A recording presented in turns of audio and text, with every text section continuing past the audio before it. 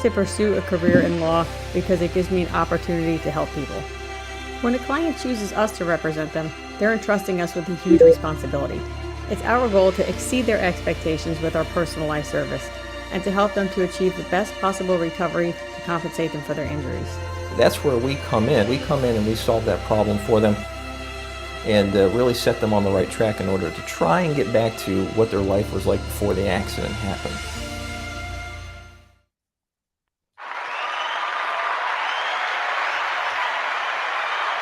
And it's kind of cool to get started like with a round of applause. And after the past couple of weeks that we've been through, I think we kind of need some applause. Hey, everybody, welcome to join us here at the Big Bone Yard. You got myself, Big Bone 1%er, and the man with the MFing plan, Archbishop 1%er. What up, though? And you think I'm playing, but I tried to do the what up though this weekend, and folks looked at me kind of funny, and so I might have to, I'm gonna keep it a secret from now on. I'm not gonna bring it back out until I got it right. So that's how we're gonna do it. But hey, for real though, man, thank y'all for being here and joining us on the Big Bone Yard. Like I kind of alluded to, yeah, the past couple of weeks have been something else, and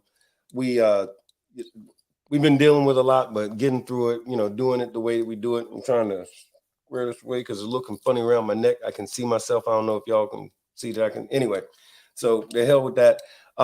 As per usual, what we're going to do is let y'all know, how we do this.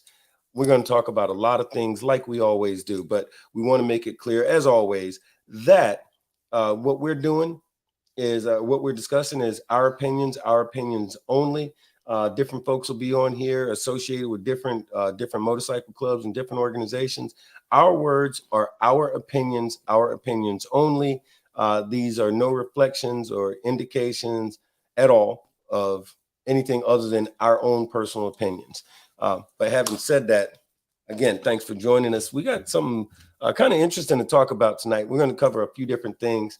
The big meat of the show is, y'all already know, if you're here in Florida or anywhere in North America and know anything about motorcycles, y'all know that it's getting ready to be Bike Week in Daytona. That's 2 weeks of motorcycle riding, rip roaring fun, folks acting a fool and doing their damn thing, Daytona.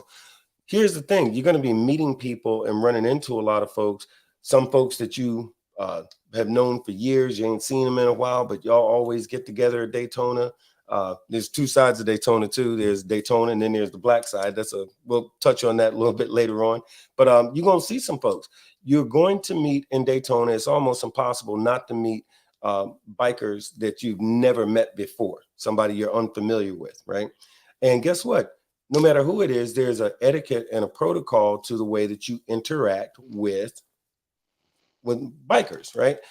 We talk about, we often are called on the Big Bone Yard that this is a protocol, etiquette, tradition, MC tradition, and education, all that stuff, right? And which is very accurate. So this is more on the etiquette part of it, and it's stuff that folks need to know. But having said that, we're going to get to that in just a minute. But other than that, man, look, and I know we do this all the time. I know you made it back here in Florida by the skin of your teeth, man. How was your weekend? It was a little hectic. I had to lay one of my properties to rest this weekend. Yeah. So I was in Alabama. But I wanted to say this right quick before we go on with the show. Go ahead. I wanted to give Alabama a big round of applause. I'm telling you what, they did above and beyond anything that I could have expected. I mean, I made a couple calls and talked to a couple people, and they was like, you know what, don't worry about it, we got you.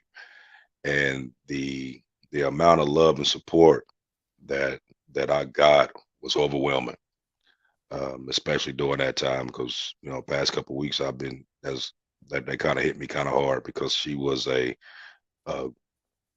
really, really, really good friend of mine. You know what I mean? She was one of those type of friends that you don't find in your lifetime, and if you do have that friend like that, then you know what I mean. So it's been hard the past couple of weeks, but like I said, appreciate everybody that's called and sent emails and texts and showing support or whatever. I appreciate you immensely. Yeah, But understood. And I got to tell you, to Alabama, thank you so much. And I know that, man, she was a beautiful woman inside and out. And for everybody, like you said, brother, we thank you. And Lord knows you did more than you should have. Because for those of y'all that know Archbishop, he does not take words lightly. So if he says that, then that's the gospel. So Alabama, on behalf of my brother, myself, and our folks, thank you. Thank you very much. So to bring us in, we're going to get to the meat of what we're talking about on the show. But on my side of the fence, I had a different weekend, which is why I couldn't join you in Alabama, unfortunately. But myself and a good group of folks, bikers from all over the place, got together for something of a political nature that affects all the bikers in the state of Florida. Myself, Bob Contorno, aka Bob C, aka OG. He's actually on the line right now. He called in to join us, where we worked. We were addressing a bill, HB 837, which is the short version of that. It's a bill saying that the insurance companies don't have to pay out. If somebody hits you on a motorcycle, you get hit on your motorcycle, and that the person that hit you, they have a $10,000 or $20,000 life insurance policy. Well, that's the maximum that you can get. So it doesn't matter if your medical bills came to $100,000, too bad, so sad. According to the governor and his folks, they don't care. Their goal is to help out the insurance companies. They are not concerned with bikers or drivers, people, Floridians in general. As bikers, we get hit with that really, really hard because of the fact, typically a motorcycle car accident, the biker loses pretty much every time.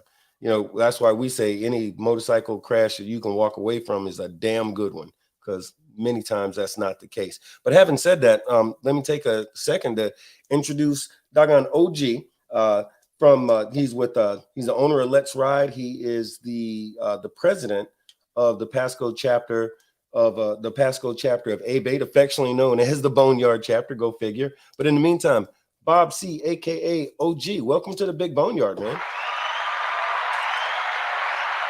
Thank you very much for having me. I really appreciate it. So why don't you fill us in about this weekend? I mean, I was there, but the folks wasn't there. Tell us all about it. Well, this House bill is particularly difficult and bad. It's a 32-page bill that was very, very well written professionally to strip us of our rights. And it goes into a lot of areas well beyond what you had mentioned, which is limiting the payout that people may be entitled to according to this bill. I mean, it gets into restricting how attorneys can file a suit, calling it frivolous litigation. I mean, the rules of the court, the civil rules of procedure prohibit an attorney from filing a case that they don't believe in and haven't verified and doesn't have merit. And they're just redundantly putting this kind of stuff in there to strip us of our rights and to prevent the common person from what they're entitled to, which is due process and fair compensation. It's horrific, and they think nothing of it. These people don't have a conscience, and they're not in our shoes, and they really don't care. One of the things that and very well said, by the way, one of the things that I found incredibly troubling is the fact that this bill suggests that if this bill goes all the way and gets passed and becomes law, one of the things is when you get hit by a motorist, you're in this accident, you need help, defense. Well, your lawyer has to be paid up front. As in, you got to pay the lawyer out of your own pocket, because the way it is now, they'll get a percentage. They will take the fee or take the case on a contingency basis, and they'll get a certain percentage of whatever their reward is. Well, that goes out the window. Most folks don't have thousands of dollars just in their pocket. A lot of times, hey, you get in an accident, you can't go to work to make more money to pay a lawyer. Most folks are a paycheck or two away from being out on the street as is. So how are you going to afford a lawyer to fight a case when you can't even get to work? And I could go on and on with it, but House Bill 837, we don't support it. Most regular folks that I know, and I'm talking Democrats, Republicans, Independents, are all very much against this. What we know is right now the insurance company or the insurance industry pays Ron DeSantis, that's the governor here in Florida, a boatload of money. And he needs to keep that cash flow coming because he's trying to run for president. So he needs all that insurance money. And if the insurance companies don't have to pay out, well, that's a huge windfall for them. So they're trying to fuck over Florida. But anyway, I just put it in layman's terms, but we wanted to address that. So should the subject come up, vote no if you get a vote. Vote no about House Bill 837 because this is definitely, if it passes, it's going to hurt not just bikers, but Floridians in general. That means this also relates to home insurance, renter's insurance, vehicle insurance, commercial insurance. It's bad. But anyway, quick shout out. I'd like to add two more things. Sure. Number one, on change.org, it's a website that you can create petitions on. We have created 2 petitions. One is in support of House Bill 709, which is funding for ABATE. The money comes from the registration of motorcycles only. It doesn't hurt anybody, and ABATE needs this money to move forward and do all the good things that they do. That's number one. Number two, there is a petition on change.org opposing this House bill we're talking about, 837, right now. And all the signatures count because I plan on taking these petitions and shoving it down their throat. And what really pissed me off that happened on Friday, and I hate to put it in this terminology, but it just pissed me off, is they went into a big dissertation complaining about attorneys that represent us, like Fran Hash and a bunch of others. Stacey Kemp was there. There was Keith LaJory, a lot of attorneys. And they went into how bad these attorneys are and how they advertise. You know what? You take a job and wait 3 years to get paid like they do. The attorneys are funding these cases out of their pockets, not only so that they can make a paycheck, but to help people, because who else would be willing to do that? And they just, demonized attorneys, which is wrong, because some of these attorneys, like Fran Hash, one of your sponsors, she is a wonderful lady who cares from her heart. I just wanted to add that because it needs to be said. It was really odd watching not one but several elected state representatives trash talk this woman. I can't even lie to you, that I don't get shocked by much, but that was surprising to be on the not the floor of the Senate, but the floor of the House of Representatives, looking at all these different state representatives who got elected, who are all taking shots at my girl. What the hell? But anyway, neither here nor there. But brother, listen, Bob, I appreciate you taking time out of your schedule to join us here tonight and to share some of those thoughts. I know we're going to be hearing from you again in the future, but Bob is that if you get a minute, if you're in the area, in the Tampa Bay area, you need something done with your bike or you need any gear or apparel, make it your business to slide by a place. It's called Let's Ride. Bob owns the place he wears a lot of hats, but it's a fantastic place. All of us go to see him. So y'all check him out if you need anything. But in the meantime, doggone OG, thank you for joining us tonight, brother. Thanks for having me on the show, and my condolences to Archbishop again. I know he suffered a loss. And thank you very much. And I'll continue watching the show carry on. I think you guys are great and you put out a lot of good information. Thank you, brother. Thank you. Appreciate that, Bob. Well, yeah, so had to get that stuff out of the way, but super important. Well, they going after Fran because Fran's a threat to them. Ooh, so that's why they going after her like that. And they but out. Couldn't believe it. But how do you like based on what we was talking about dealing with that bill? Yeah. So basically what you're saying is that, if I'm in a car wreck, somebody hit me, I'm in a car wreck, and their insurance is only going to pay for, $20,000. Right. So their insurance paid at $20,000, and let's say that my bills total $100,000. Right. So I'm responsible for the other $75,000. Yep. Oh, want to hear something really crazy? And if you don't pay it, if you incur those bills, there's a provision in there that says, well, your driver's license can be suspended because you didn't meet your fiduciary responsibilities. So I don't know about, well, I know with us, we ain't running around with extra $100,000 that we can just kick out in case. But basically, and it was made perfectly clear that these politicians that we're talking about are either completely out of touch with regular folks, or which was made very clear, or they just don't give a fuck. There was literally right hand of Jesus. Anybody that was there saw it. There was a fella that came in there with no hands. I'm talking hands. Didn't, like, no fingers, no thumbs, no hands. And he was speaking to them because his case is still in litigation. And part of one of the provisions, one of the features of this HB 837 is that your suit, if you intend on filing suit, it has to be done. Like, you got to have your stuff wrapped up in 24 months, because if not, it's thrown out. Well, what does that mean in real life? What that means is, if in the case of this fella, which he's still having he's had multiple surgeries and has all kinds of complications due to his condition now. Well, it's going to take more than 2 years for the doctors to figure out what sort of treatment he's going to need in the future. So the problem is that if he can't have this under this HB 837, if he can't have everything on the table within 2 years and have that process already started, well, he missed his deadline and it goes out the window. And a lot of cases, especially where there's catastrophic injuries and loss, it takes more than 24 months to figure this out, as far as doctors are concerned, as far as attorneys, even drafting an argument for some of this stuff. There's witnesses that show up a year later, or, any number of things, but there's that. They don't want you to be able to have an attorney because they claim that attorneys are just going to drive the cost of everything up. No, attorneys let people not get fucked over by slick talking insurance people, because the insurance companies, their job is to not pay. And they're really good at not paying. A lot of folks don't get that happens every day, where insurance companies screw people over and get away with it.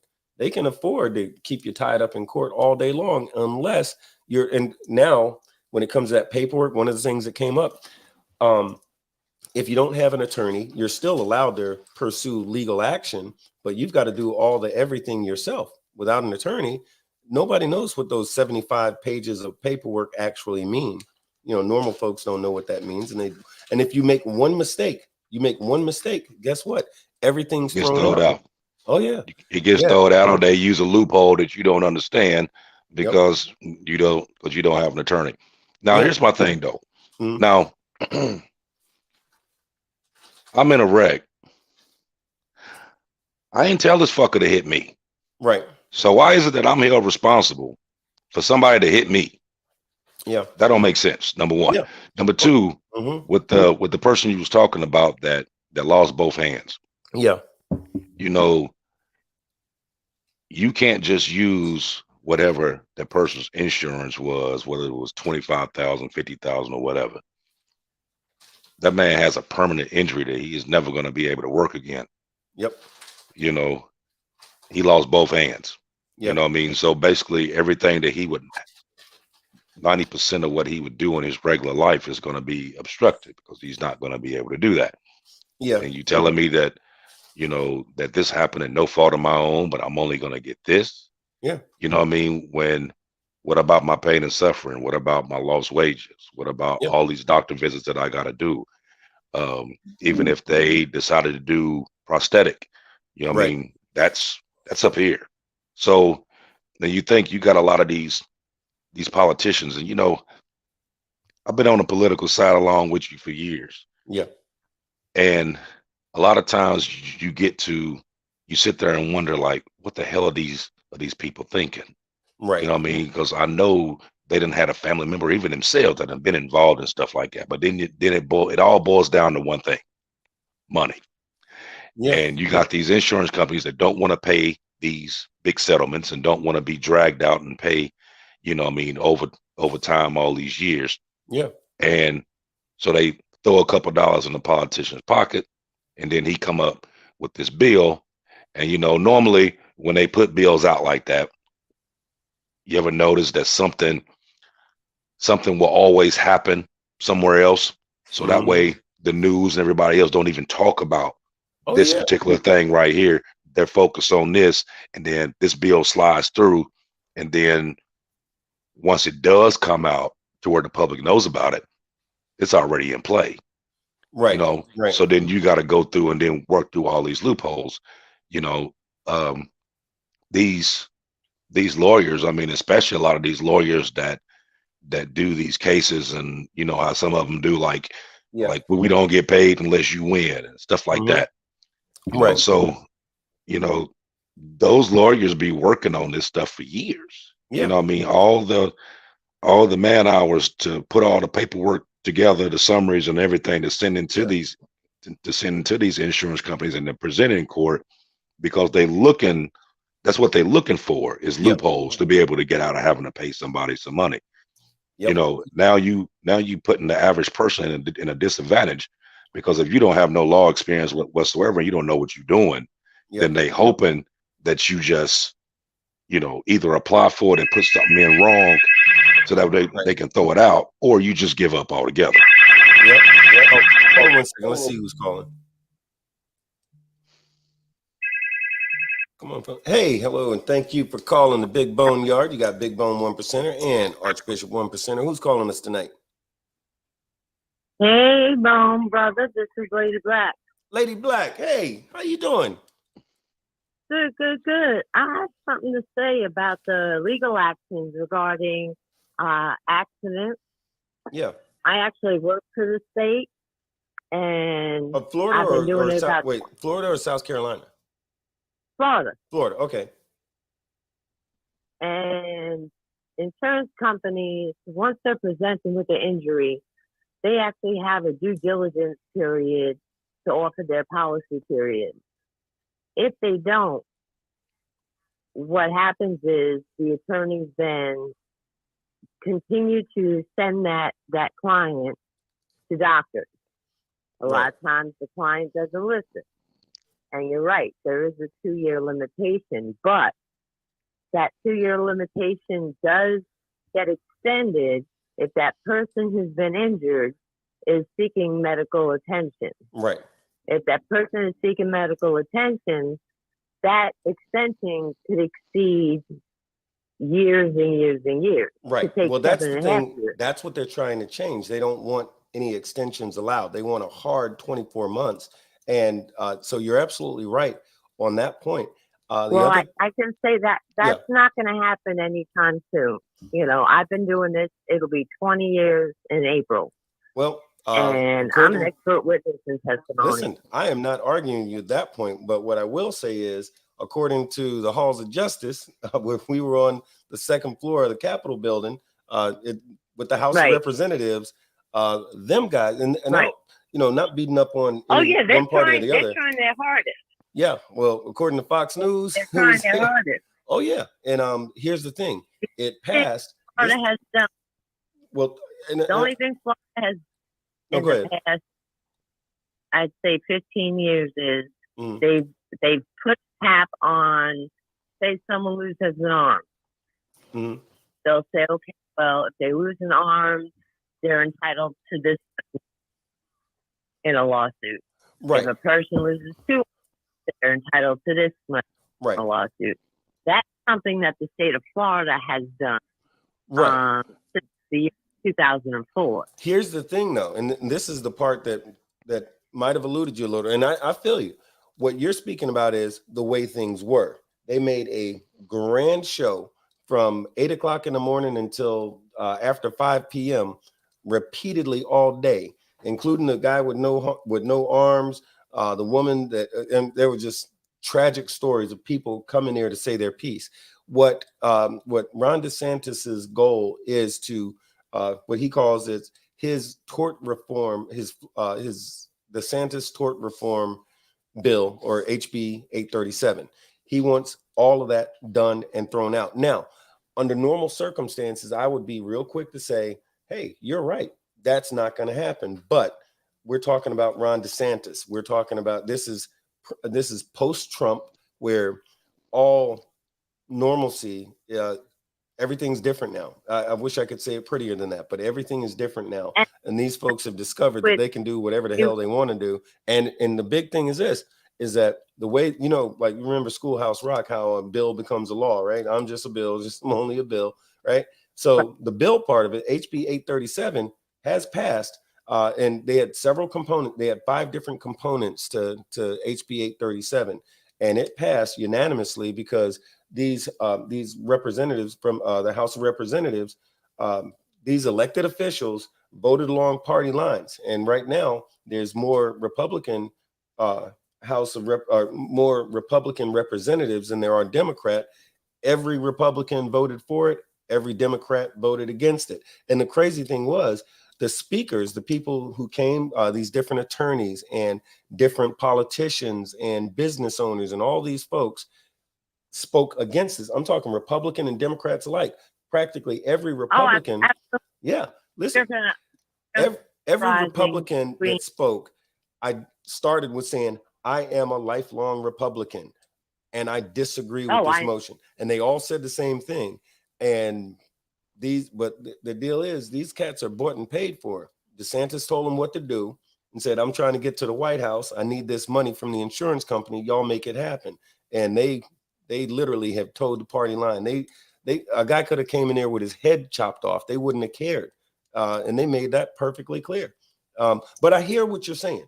You know, Lady Black, I promise you, I feel you. I understand what you're saying. What I'm saying is, according to what they're doing now, so this bill passed the House. So now it's going to go to a few subcommittees where they're going to pretend like they give a fuck and argue the bill like they're supposed to. Then it's going to go to the Senate, where if it gets past the Senate, then it's going to Ron DeSantis and he will sign it.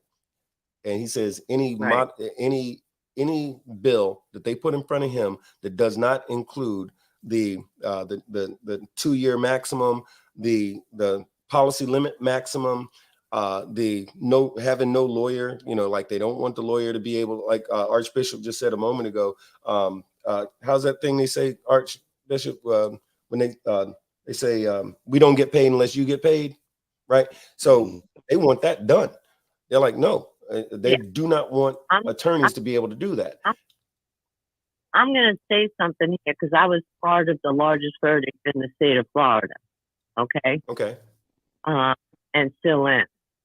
I've done psychological, you know, I choose, you know, other than being a nurse practitioner, pediatric neurosurgery, I also, as an expert witness, I also work as a psychiatric evaluator in the jury. I can tell you right now, over the next course of several months, you're going to have attorneys, you're going to have people in the judicial system fighting this tooth and nail with millions and millions of dollars. Yeah. Now, kudos to those if he gets it through. I'm not saying kudos is a good thing. Right. I'm saying kudos to him if he does, because I can tell you now, I know people who it's their living to make, you know, 50, 60, $70 million off cases. You know, right. I mean, I see this every day. Right. And that's not to say that he can't get the bill and it can't be overturned later on.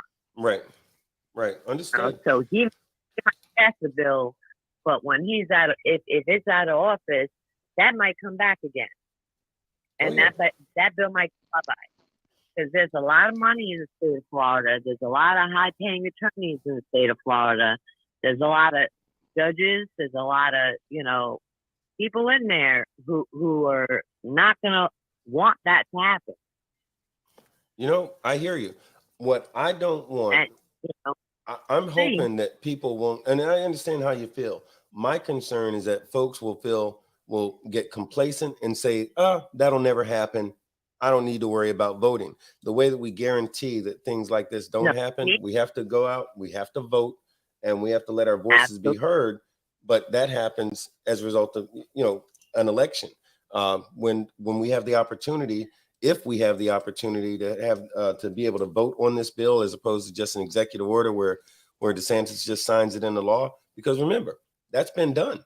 He's done executive orders a lot about some things that other states are thinking that could never happen. And now they say, well, that can only happen in Florida. But guess what? Texas is watching this like a son of a gun. They're emulating everything that Florida does. And Ron DeSantis has got away with a lot of stuff. You know, there's a lot of people who are paying attention to your podcast now. You know, as that's Archbishop's fault. As a club, as a group, this is something that's important because we have brothers and sisters who are getting into accidents every day. I mean, I broke every single rib, my eldest bone, lost a kidney, was on life support. I mean, in a coma for a week. I died 3 times. You know, wow. That fight. We need to stick together, get together, and be heard, and not keep our mouth shut. You know, and if we got to get together and do rides just to the courthouses, go voting, or wherever it is that we need to vote, we need to maybe put flyers out there. You know, make it a outright, you know, hey, for listen, everybody. When the show's over, let's link up and let's talk about that, because that's actually what we're working on right now. That was a big part of what happened on Friday. We went up to Tallahassee. We rode all the way up those of us from this area rode up in this area. Fran, hey, she got on her bike. She rode her shit because she's got a motorcycle addiction. Her husband, I'm talking about Fran Hash, the attorney, her husband said, well, you know, I wish my wife was normal and buy too many shoes like other people's wives. She buys motorcycles. So, you know how like some folks in their closet, the husband only has like a little couple of square inches for his stuff, and she's got all the rest of the stuff.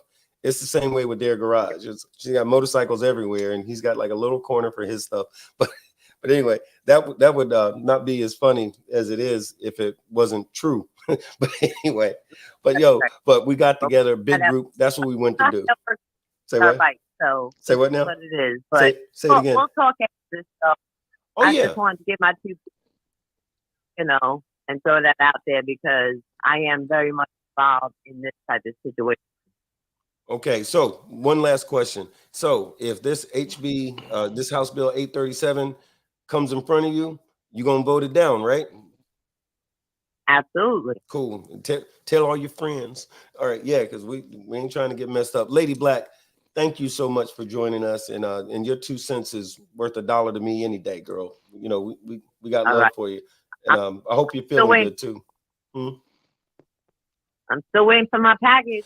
Oh, yo, I was waiting on that. I was waiting on that. Because you know what? Because you had sent me a message. In fact, anybody listening, if we owe you something from the show and you didn't get it, please say so. Huh?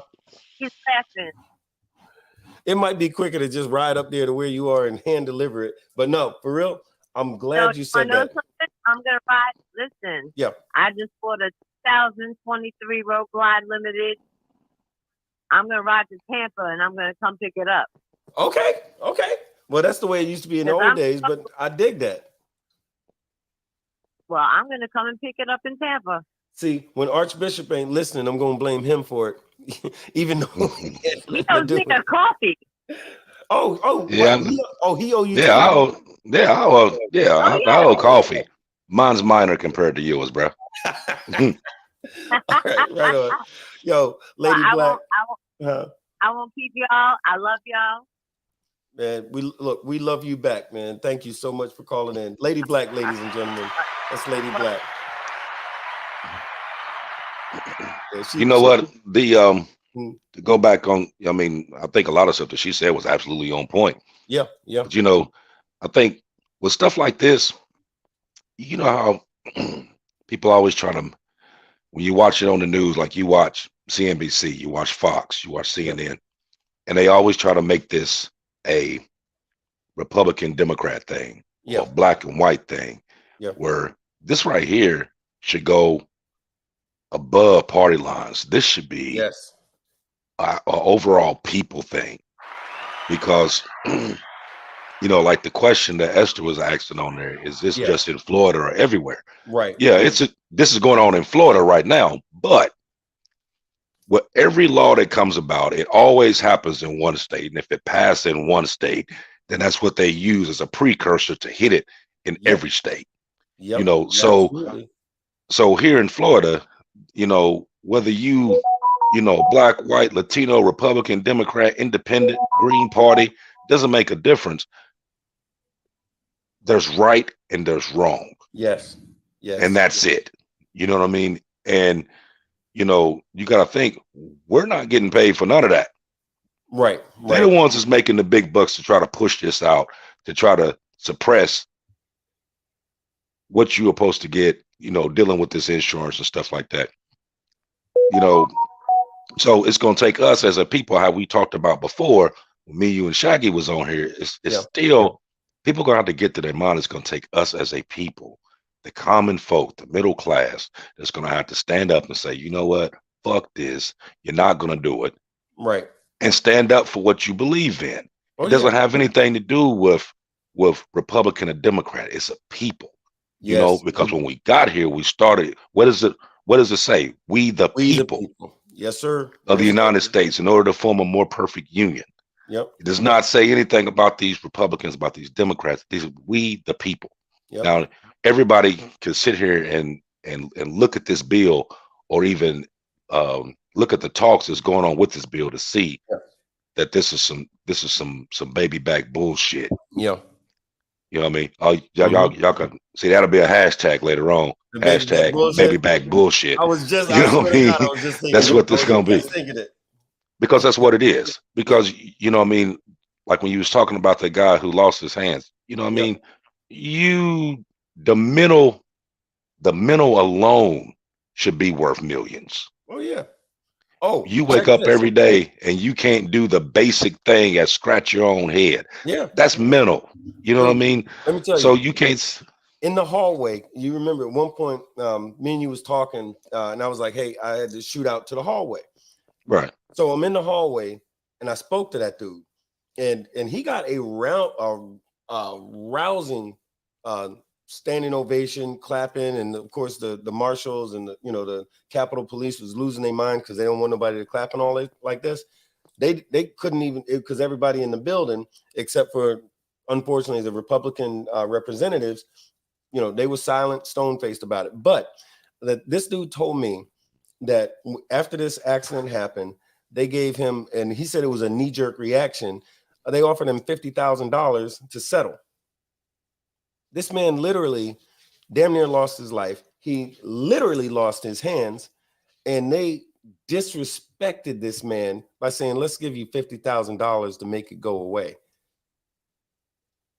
But so when I tell you you're right, this is grass is green, water is wet, and you are 100% correct in everything you just said. Because brother, it ain't, and you said it, it's not a Democrat thing, it's not a Republican thing. It should be a human thing. It should be an American thing.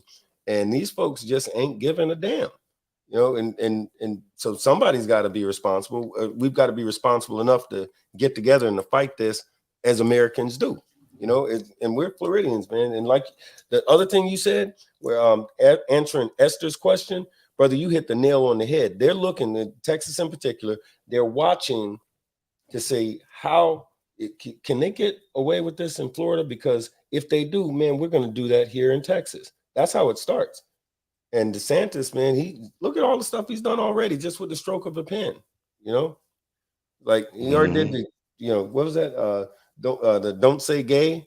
Now I guess is don't say black. Because can't have no African American studies or any of that kind of stuff. And right. Anyway, but you know what I'm saying. I mean, think about some of the stuff that he's actually put down. And you just said too. Yeah. Number one, you're really not allowed to say the word gay. Okay. Right. Then you turn around and you sign a bill to where these schools can't put out African American studies. Yep.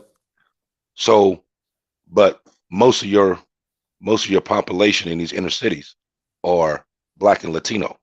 Yep. So, what are they going to school to learn? Yeah. What are they going to school to learn? Because, from my understanding, from my history, is that it wasn't just the Caucasians that made history. Right. Everybody made history. Yeah. You know what I mean? So we can talk about Marx, but not Malcolm X. Right. You can talk about Hitler, but not Frederick Douglass.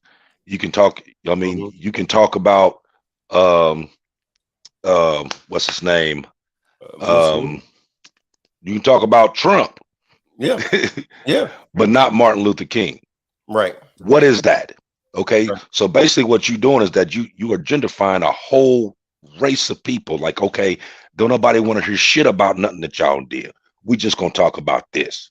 We're Right. going to talk Right. about Columbus and how he came in and settled, but you're not going to talk about how he came in and he was a savage and he put smallpox in quilts and poisoned the Indians and Hmm. wiped them out, or how they came through Puerto Rico and the Dominican Republic Hmm. and put, Yep. you know what I mean? That's where a lot of slaves end up dropped off there. You know what I mean? Yep. You Facts. don't want to talk about that. You don't want to talk about the the um the overall, like the Underground Railroad stuff. Like this stuff is history. This stuff pertains to everybody. Granted, it only happened to a particular race of people, but everybody should know about it. So why would you take it out of the books? Why would you take it from the learning of these kids growing up? So what are you teaching them? Yeah. if you're Yeah. not Right. if you're not teaching them everything, why teach them at all? Right. You know what I mean? Yeah.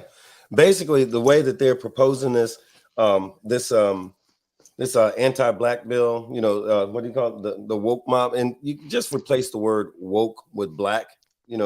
Like the woke mob. That means he's talking about black people, and anybody who identifies as an American and who recognizes that America took a whole lot of different folks to make it happen.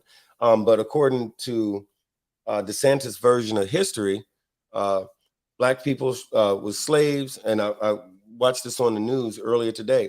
Black people were slaves, but before they were slaves, their history is questionable. More than likely, the race of black folks came from a race of people who were domestic people, like servants. That's what they did, which made them such good slaves. They're okay with pushing that bullshit. Basically, our history began as slaves in the United States, and that's about it. We ain't gonna talk about it no more. We told you they were slaves, and that's all y'all need to know. And Right. that's not as much as they're okay with discussing. As crazy as that sounds. And it's not a that could never happen. It's literally already happened. Right. And Right. It's already going down. yeah, yeah. So not beating up on Lady Black, but when she says, "Oh, that can't happen in Florida," all this other crazy stuff already happened. And there's folks. The crazy thing is, there's people who co-sign it, who are with it. They like it. They support whatever this dude comes up with. And it's sad because they don't seem to get that really what's going down is this dude's just trying to get to the White House. And what if he does get to the White House? It's going to be more of the same on a grander scale, except for now we're talking about the whole nation and not just us poor bastards here in Florida, you know? But yeah, oh, let me throw this out here as well. It's been a rough couple of weeks. Our club, one of the clubs in our COC is called Killer Man Sons. They're a nationwide military club. They are all Rangers, Special Forces, Army guys. That's what you have to be in order to be in that club. And they just recently, a few days ago, lost a great one. His name is Russ. That's his road name and everything. But Russ was the VP of the Tampa chapter. Speaking of which, we got a call. Stand by 1 second. Let's. Here we go. Hey, hello, and thank you for calling the Big Bone Yard. This is you got Big Bone 1%er and Archbishop 1%er, and it looks like this is Okay. Gerhard from Killer Man Sons, Yep. Tampa. Yep. How's it going tonight, brother? Yep. Good, man. Good. Man, but I'm good. I was just mentioning about Russ and his passing away. In fact, let me shut up for a second, and maybe you can tell us a little bit about Russ and the loss that y'all are experiencing as a result of it. Yeah. No. Hey, thanks, Bone. Thanks for taking my call, Bone. I appreciate it, man. And yeah, I heard you starting to talk about Russ and our club, and so that's when I called in, to tell you guys. And yeah, so Russ was my number 2, and he was a great dude. really active in the MC community here in Florida, active in the COC, big advocate for all that y'all stand for and all you're talking about on this show right here. And, and so we lost him this week to an accident. He was on a vacation, He took a vacation to take ride his motorcycle up through the Florida Panhandle to Louisiana, Mississippi, up to Texas, linked up with his brother, and then, traveled up through Oklahoma. And that's kind of where he, met his end up there. They were up on a Oklahoma road, and went around a curve, and just one of those things, man. And happens to some of us on two wheels, and we lost him. Huge loss to our club, and our like Bone said, our club is a humongous participant and advocate in the COC. So we're gonna miss him, and we love him, but that's not gonna curtail our participation in the COC and the motorcycle community here in Florida. And everything we do from now on is just going to be, in memory of Russ. And Bone, I thank you so much for mentioning him on your show, and love your show, watch it all the time, and love all you guys out there in Florida. And we're here to help and do all we can to push the motorcycle community and advocate for the motorcycle community in Florida politically and everything else. Man, brother, we appreciate it.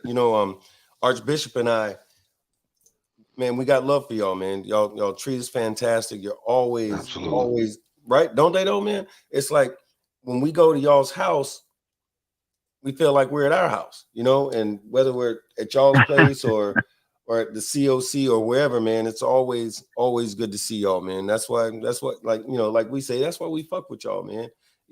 Not just because y'all be cheating at the shootout every year, but we have a annual shootout. Now, folks, for those of y'all listening, so our COC, we do a annual event called a shootout. That's where all the clubs in the COC get together, and we don't shoot at each other. We shoot at targets, and it's a competitive shootout. Well, you understand, everybody in Killer Man's Sons is literally a sniper and some other shit. So we had to set it up. Hey, look, y'all fellas got to be judges or something, because this ain't right, But anyway, but yeah, man, we dig what y'all do, man, and we just appreciate. Russ will be missed tremendously, and which is the sad part. The good part is we know how Killer Man's Sons gets down. So we know that y'all aren't going to miss a step, and we're blessed to have y'all cats in the COC, and which y'all actually hold 2 board seats on the COC, treasurer and secretary, right? Yeah, we do, and we're blessed to be a part of the COC. I mean, we really are, and we've been a part of the COC for 8 years now. Ever since we've stood up as a club and as a chapter in the local area, we've been active members of the COC, and yeah, we've hold membership on the board, for the last few years, and we're happy to do it. We'd love to give back to the community, but we're not cheating, Bone. We're just like Marines. We shoot just like you guys do. Yeah, I don't know. But Archbishop told me that he saw y'all punching holes in the targets before the shootout. And I think there's a video on Facebook or something like that. I don't know. That's what the man told me. I'm just going off the information. I wasn't there, but if he got proof, he got proof. I don't know what to tell you.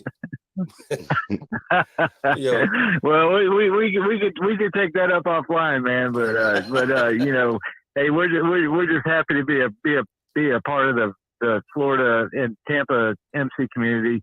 And hey, thank you for mentioning us and our boy that passed away, on your show this week. And we love all you guys out there, that are texting online and everything else, and appreciate all the support from our MC community here in Florida and Tampa, and love all you guys. And I tell you, we are going to continue to be advocates for the MC community. We're going to do everything we can to support, all the legislation and bikers' rights, and everything else, in the community, because that's what we're all about, man. And we stand arm in arm with you guys, and we really appreciate all the support that we get from all you guys, for our brother that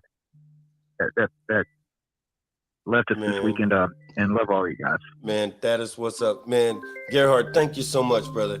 And look, have a great night. We're gonna see you at the COC, man, and at the shootout. Right on. All right, now. We'll see you there. Later, see you there. Thanks, Bone. All right. And condolences once again to you and Russ's family. Prayers is with y'all. Hey, hello, and thank you for calling the Big Bone Yard. You got Big Bone 1%er, you got Archbishop 1%er, and I actually know that we got Wise 1%er, doggone calling us on the phone. Wise, how you feeling tonight, brother? I'm doing good, and yourself, my brother? Man, good, man. We doing the damn thing. You know how we do, man. That's what we got to do. We just got to keep doing that. Right on. Were you catching the show tonight? No, I just got back and situated. Had a little family situation, but other than that, I'm okay. Understood. Well, I tell you what, since we're blessed enough to have you, you can help us segue into the next section. We were talking about some political stuff, about what we were doing up in Tallahassee over the weekend on Friday. We chopped it up about that, and said our condolences for a couple of really wonderful people.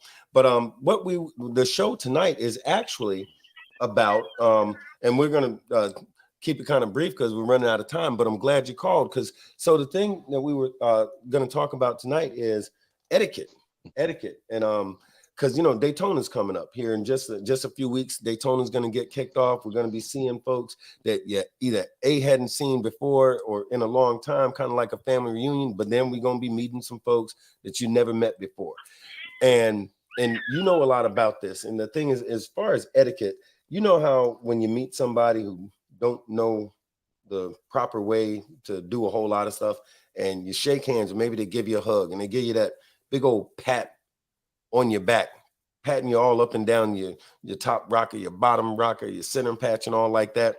And then they want to, hey, how you doing, while doing that.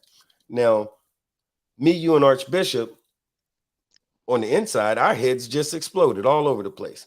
But to that cat that don't know no better, brother, could you tell us what was wrong about what I just described? Well, he putting his hands where they really don't belong. They totally that area, putting his hands on your colors, akin to that, right? Like you said, my head just exploded, so I got to put my head back together a little bit there. But that's just totally people not knowing. I try to give people the benefit of the doubt. So I'm just going to say that's totally out of stupidity. But that is a total cardinal sin. That's in my book. That's like calling Jesus the devil. Right. So. And I think what it is too is and I tease about it for purposes of the show. But when I think about somebody touching all over your patches like that, well, first of all, it's against etiquette. It's against etiquette and protocol. And if the folks think of it like this, if I had my blood, sweat, tears, money, I'm invested, and I earned those patches, and you didn't, why is it okay for you to touch them? Right. So that's kind of the way I think about it. But there's a lot of those etiquette sort of things that are going to come up for folks in a couple of weeks when they're in Daytona. Archbishop, I think I mentioned one, which was, reaching out to shake a man's hand. In fact, Wise, you was here at the house a couple of weeks ago, and somebody went to shake your hand. You were sitting on your bike, and you took your gloves off before you shook his hand.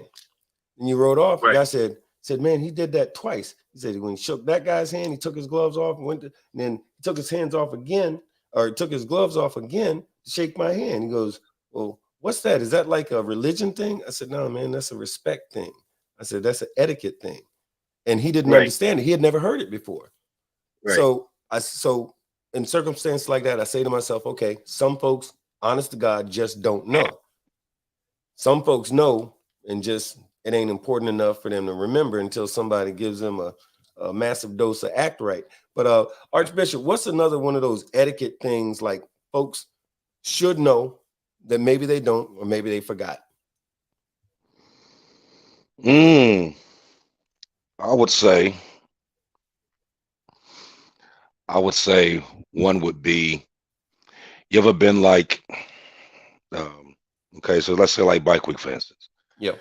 And you just standing there minding your own business or whatever, you talking to another bro or whatever, and somebody from another club will just walk up and just start talking to you. Ooh, that's a big one. You know? Ooh. Or they would just stand there like they waiting to talk to you, but they sitting there ear hustling on everything that you sitting there talking about, and you looking at them like, move around, you know what I mean? Move around, come back, you know what I mean? But they just sitting there just waiting, or they're just butting to your conversation like they're a part of it. You Lord know, of mercy. Lord of mercy. Hold on, let me.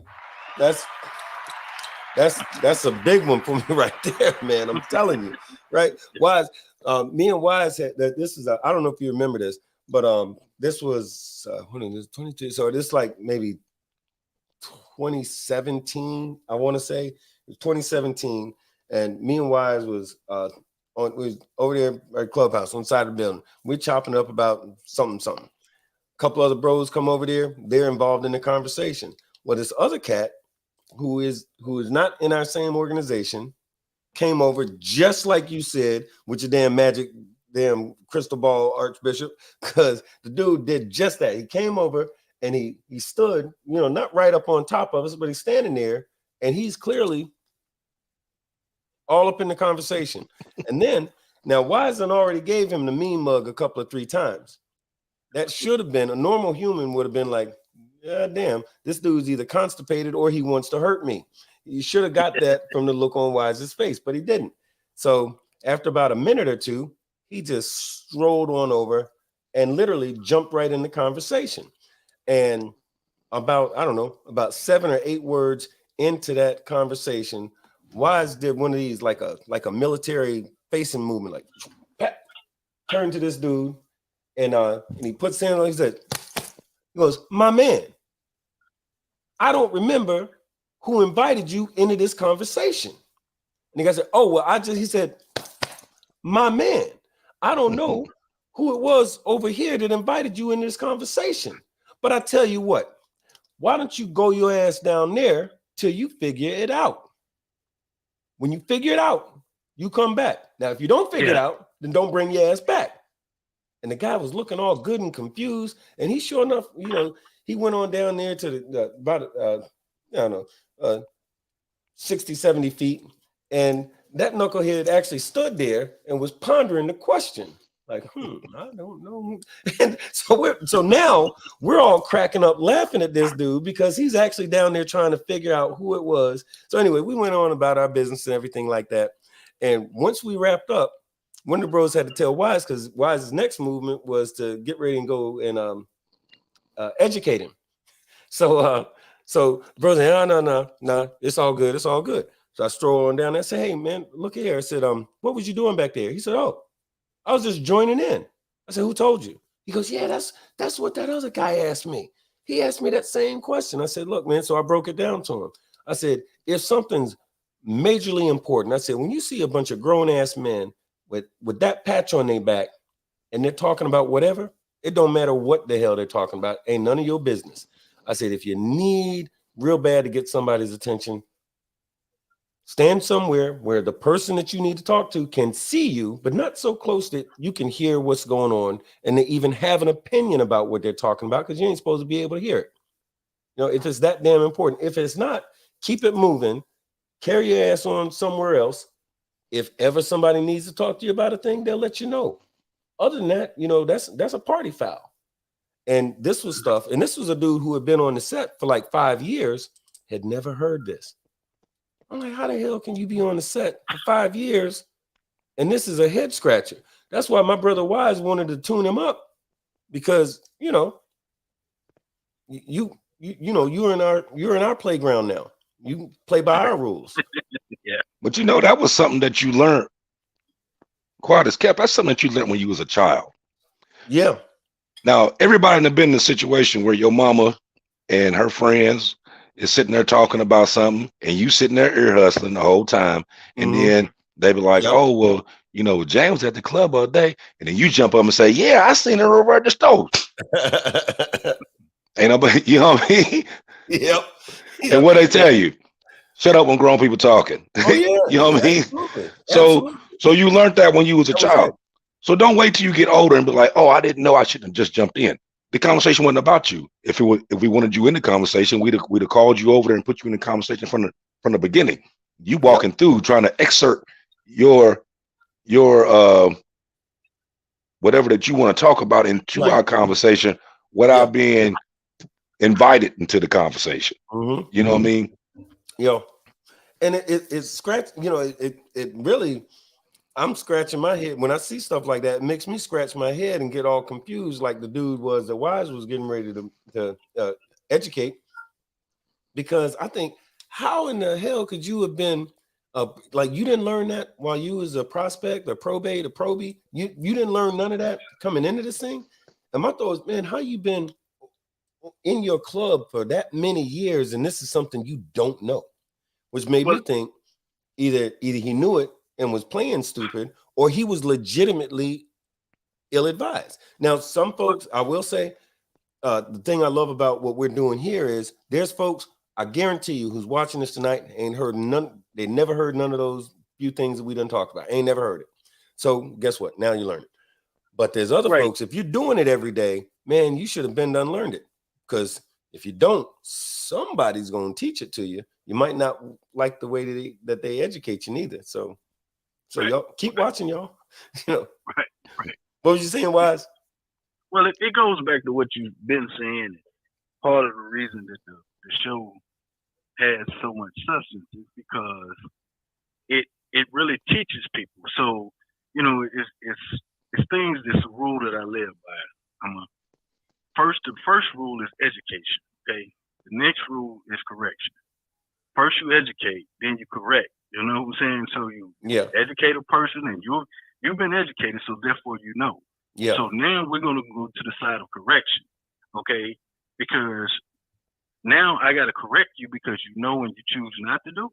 Yeah. But you're going to do, because there's a right way to be in this lifestyle, and there's a wrong way. Our objective, my objective, your objective, Bishop's objective, part of what we're trying to do is make sure that people understand there are rules. There is a way to do this, and there's a right way and a wrong way. Find the right way. If you really want to be a biker and be dedicated to what you are, then get educated. Get the education. Ask the questions. Reach out to the people that know, and get yourself, in a mind frame that you can be a better biker, a better person inside of this community, and then each one teach one, right? Yeah. So yeah. that eliminates some of that stupidity. But if you continue to, like you said, if you keep going down the road with stupidity and using that as your main forethought, then somebody is going to help you get educated, and you might not like the way that they educate you, but I can promise you, there's people out there that's going to help you get educated, and that education, hey, you know what I'm saying? And as I would like to say, if you think education counts, count the cost of ignorance. Woo. Facts. Yeah, look, that's a wiseism. In case y'all want to write it down, that was one of them wiseisms that he be doing. And your amount of education is going to be based on what you're willing to understand. Woo! Oh damn, y'all killing me tonight. Damn. All right. So y'all know y'all can go back, like if you rewatch, you can get them things, because I didn't write them down, but I'm going to scroll back later and scribble it down, because look, wait a minute. Wise dropped the wiseism. AB, we got to come up with a name for them gems that you be dropping all the time, because we got wiseisms.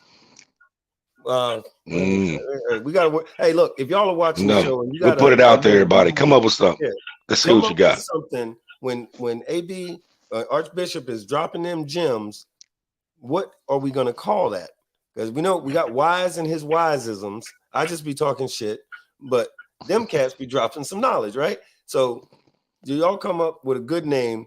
And matter of fact, we'll send you one of the Big Boneyard T-shirts. We'll actually get it sent out this time. And yes, Lady Black, I know I owe you, but at least I don't owe you coffee. But yeah, look, if we choose your hashtag or your tagline for what we call them gems that Archbishop is dropping, we're gonna send you a Big Boneyard T-shirt. Esther Richardson said, so to be clear, and this is great. So to be clear, I thought it was just the middle. She's talking about the middle patch. So it's the whole back patch. So Esther, yeah, it's the whole thing. I'm loving the fact you asked the question. So yeah, it's the whole thing. Now, some folks move a little different about it, but etiquette and protocol dictate that if you didn't earn those patches, the top rocker, the bottom rocker, or the center patch, you ain't supposed to touch it. You know, certain clubs are very particular about that. In fact, if a brother's got to take his rags off because he needs to get something out of his tour pack or whatever, if he's not going to just hand that off to somebody that don't have that same patch on his back, maybe a PO, definitely a bro from his club, but anybody not in his club, oh, they ain't touching them. They ain't touching them. And now I will tell you this. Now this is more practice than it is etiquette or tradition. If you're a pretty girl and you come up to give him a hug and you accidentally, touch his patches in the process of giving him a big old, hug, not like the church lady hug, but one of those, I missed you so good and blah, blah, blah. You know where I'm going with this. He's probably not going to scream too much. But that depends on how pretty you are. I don't know. That's just what I heard. That's what Archbishop told me. Yeah. He told me that. But anyway. But I'm gonna tell you when I actually had a problem with that. Yeah. Now, like if there's somebody from another club and they come, you know what I mean? Because people from everywhere. Yeah. And they greet you with a hug. Now, if their arms come around you and just go around it, like that. Yeah. I don't care. Yeah. When you take your hand and you. Yep. That's where I got a problem. Yeah. You know what I mean? So cats do that. I've seen cats do that before. Yeah, and that's where I got a problem. When your arm come around and you stop on my patch, that's when I got a problem. Now, if you do the full reach and most of the time when we do what we do, we go like this. Boom. You know what I mean? I don't have an issue with that. So that may be something else too that we need to put out. The hand placement is key. Yeah. Yeah. Facts.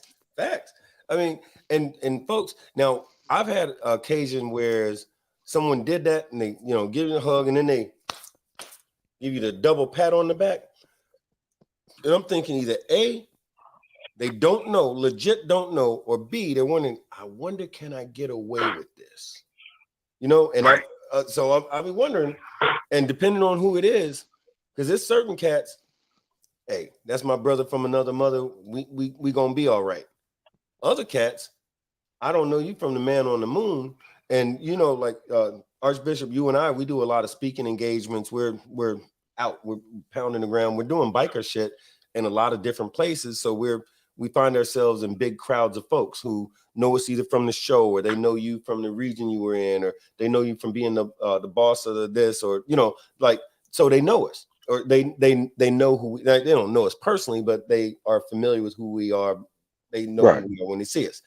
And those folks, I get it, and I'm glad about it. A lot of times they're excited to meet us, which is still cool. But we still, we went through what we went through to be able to wear those rags like we do.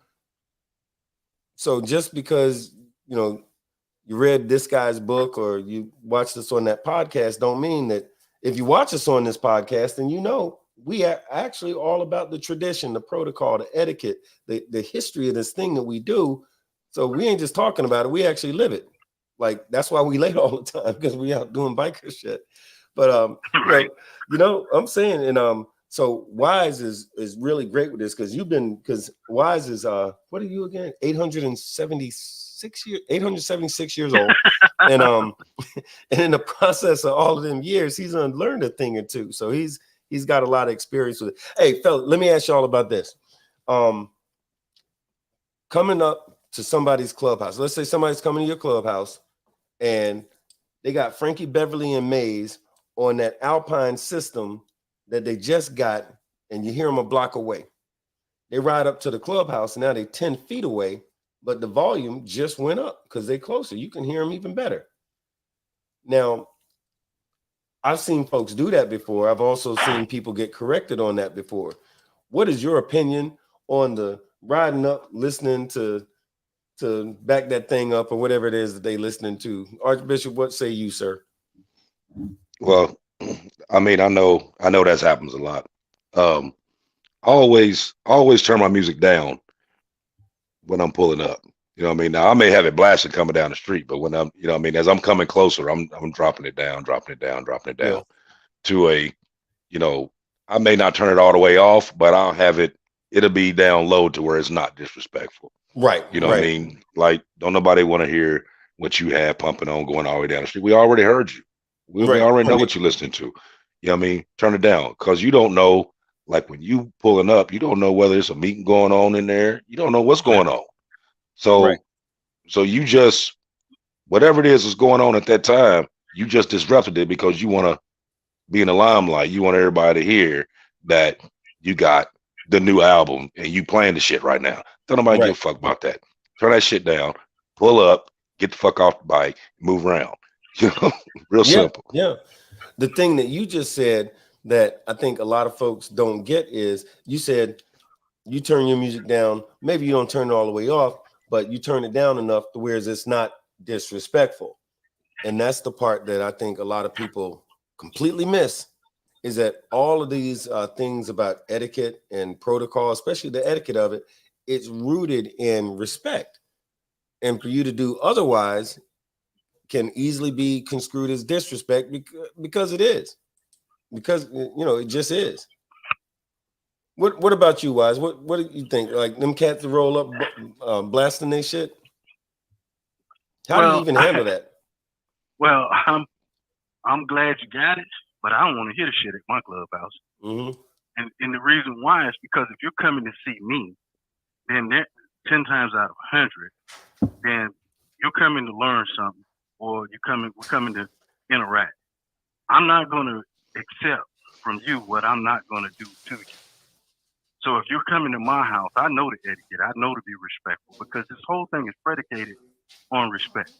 Right. So I'm not gonna ask you for respect, because I'm gonna give it. So therefore, I'm automatically expecting to receive it. Right. And right. I don't care that you spent $2,000 on your system.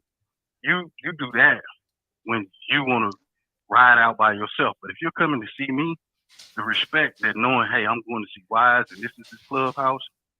This guy is traditional. This is the way it is with him. Then I don't want to hear it down the damn street.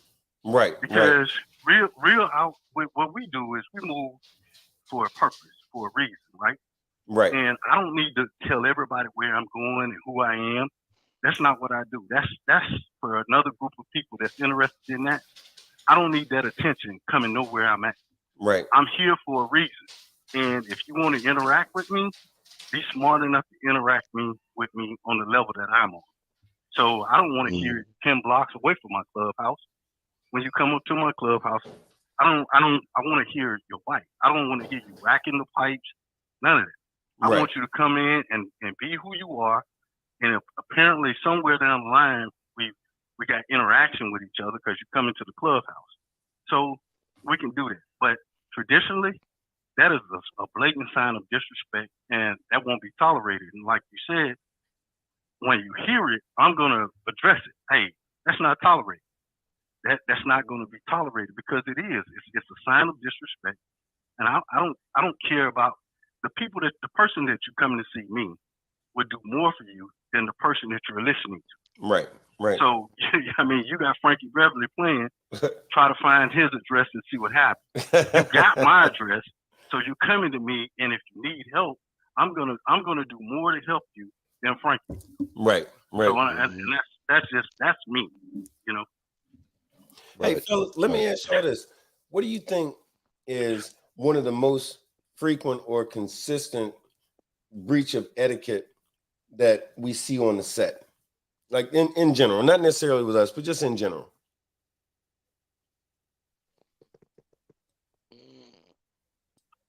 Who you asking? You asking me or Wise? Which one Yeah, you both asking? of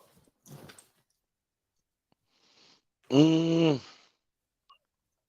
The general one, I would say the most one that I would probably say is, oh, and before I say this, like what Wise was saying before, like let me hear your pipes, not your playlist. Oh yeah, yeah. No, Right on. that's what he was saying. Yeah, we need a name for them gems you be dropping. I'm telling you, because you did it again.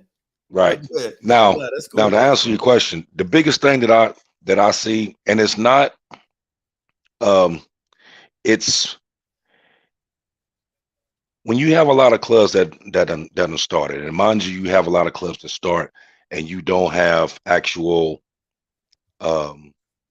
lifers or people that have been in the club for a long period of time that was actually around to be able to mold these guys. You got a lot of clubs that just start out, you get 5-6 guys together and they just boom, they done started up some shit, and the coalition done gave them the okay to come around, and they just kind of going from scratch.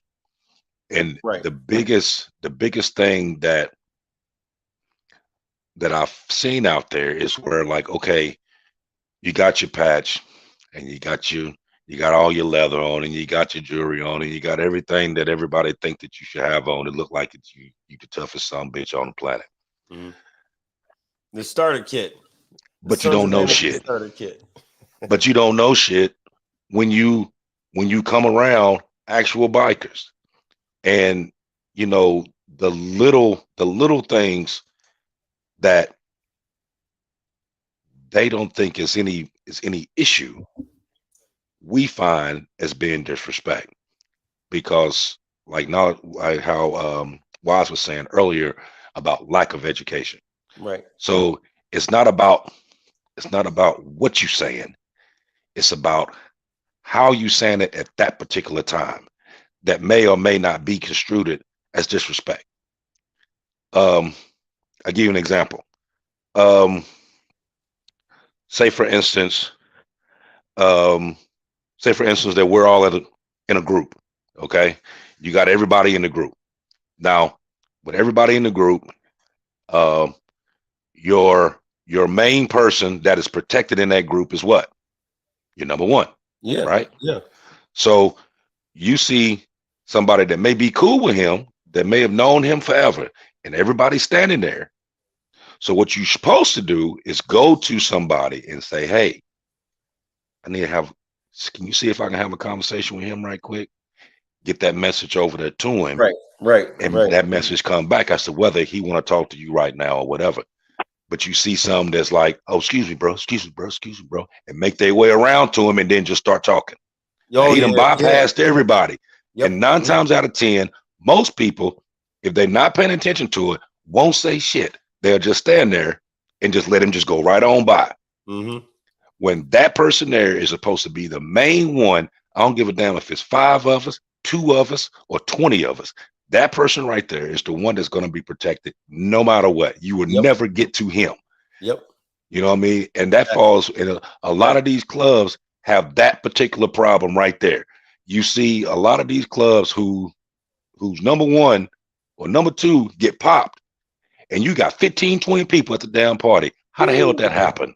How the hell did that happen? Because y'all let somebody walk right through. Mm-hmm. You ain't even paying no attention. When a proper way should have been, the first person that seen you coming here should have stopped you immediately. What do you want? I just want to see if I can talk to him right quick. Hold on a minute. Just stand right here. And then you get the message over there and get the message back. So that's the biggest one I've seen. That's a big one. And I'll tell you what. So a few years ago, there was this other organization, and I borrowed a I borrowed a vest from their chapter president, and I'll come back to that. Hold on 1 second. Hey, hello, and thank you for calling the Big Bone Yard. You got doggone Big Bone 1%er, Archbishop 1%er, and I think we still have Wise 1%er on the phone. Wise, you still there? I'm still with you. Okay. Still with you. So who is calling us, and how can we help you tonight? Hello? Okay. All right. Well, we must. Hey, man, it's Shooter from Awaken Chaos. Oh, Shooter. Hey, what's up, man? Hello? Yeah, Shooter. Hey, can you hear us? Shooter. Hey, so this is like, we're talking about etiquette right now. Yeah. Hello? Yeah, we can hear you. Hey, we can hear you. Go ahead. Okay. Well, we might have lost him. Okay. Yeah, that's all right. We might have lost him. Wait. Okay. Hold on. Let's see. Let's try it again. Hey, is that you, Shooter? Shooter? Hello. All right, is it working now? Yeah. We can hear you. Can you hear us? Hello. Yeah, I can hear you as long as I have you guys on the TV watching it. Okay. Okay. Yeah, man, you can't do both, bro. You can't do both. Well, go ahead, Shooter. So big thing with etiquette, and this is something that I've tried to learn, and I definitely learned as a prospect, is introducing myself.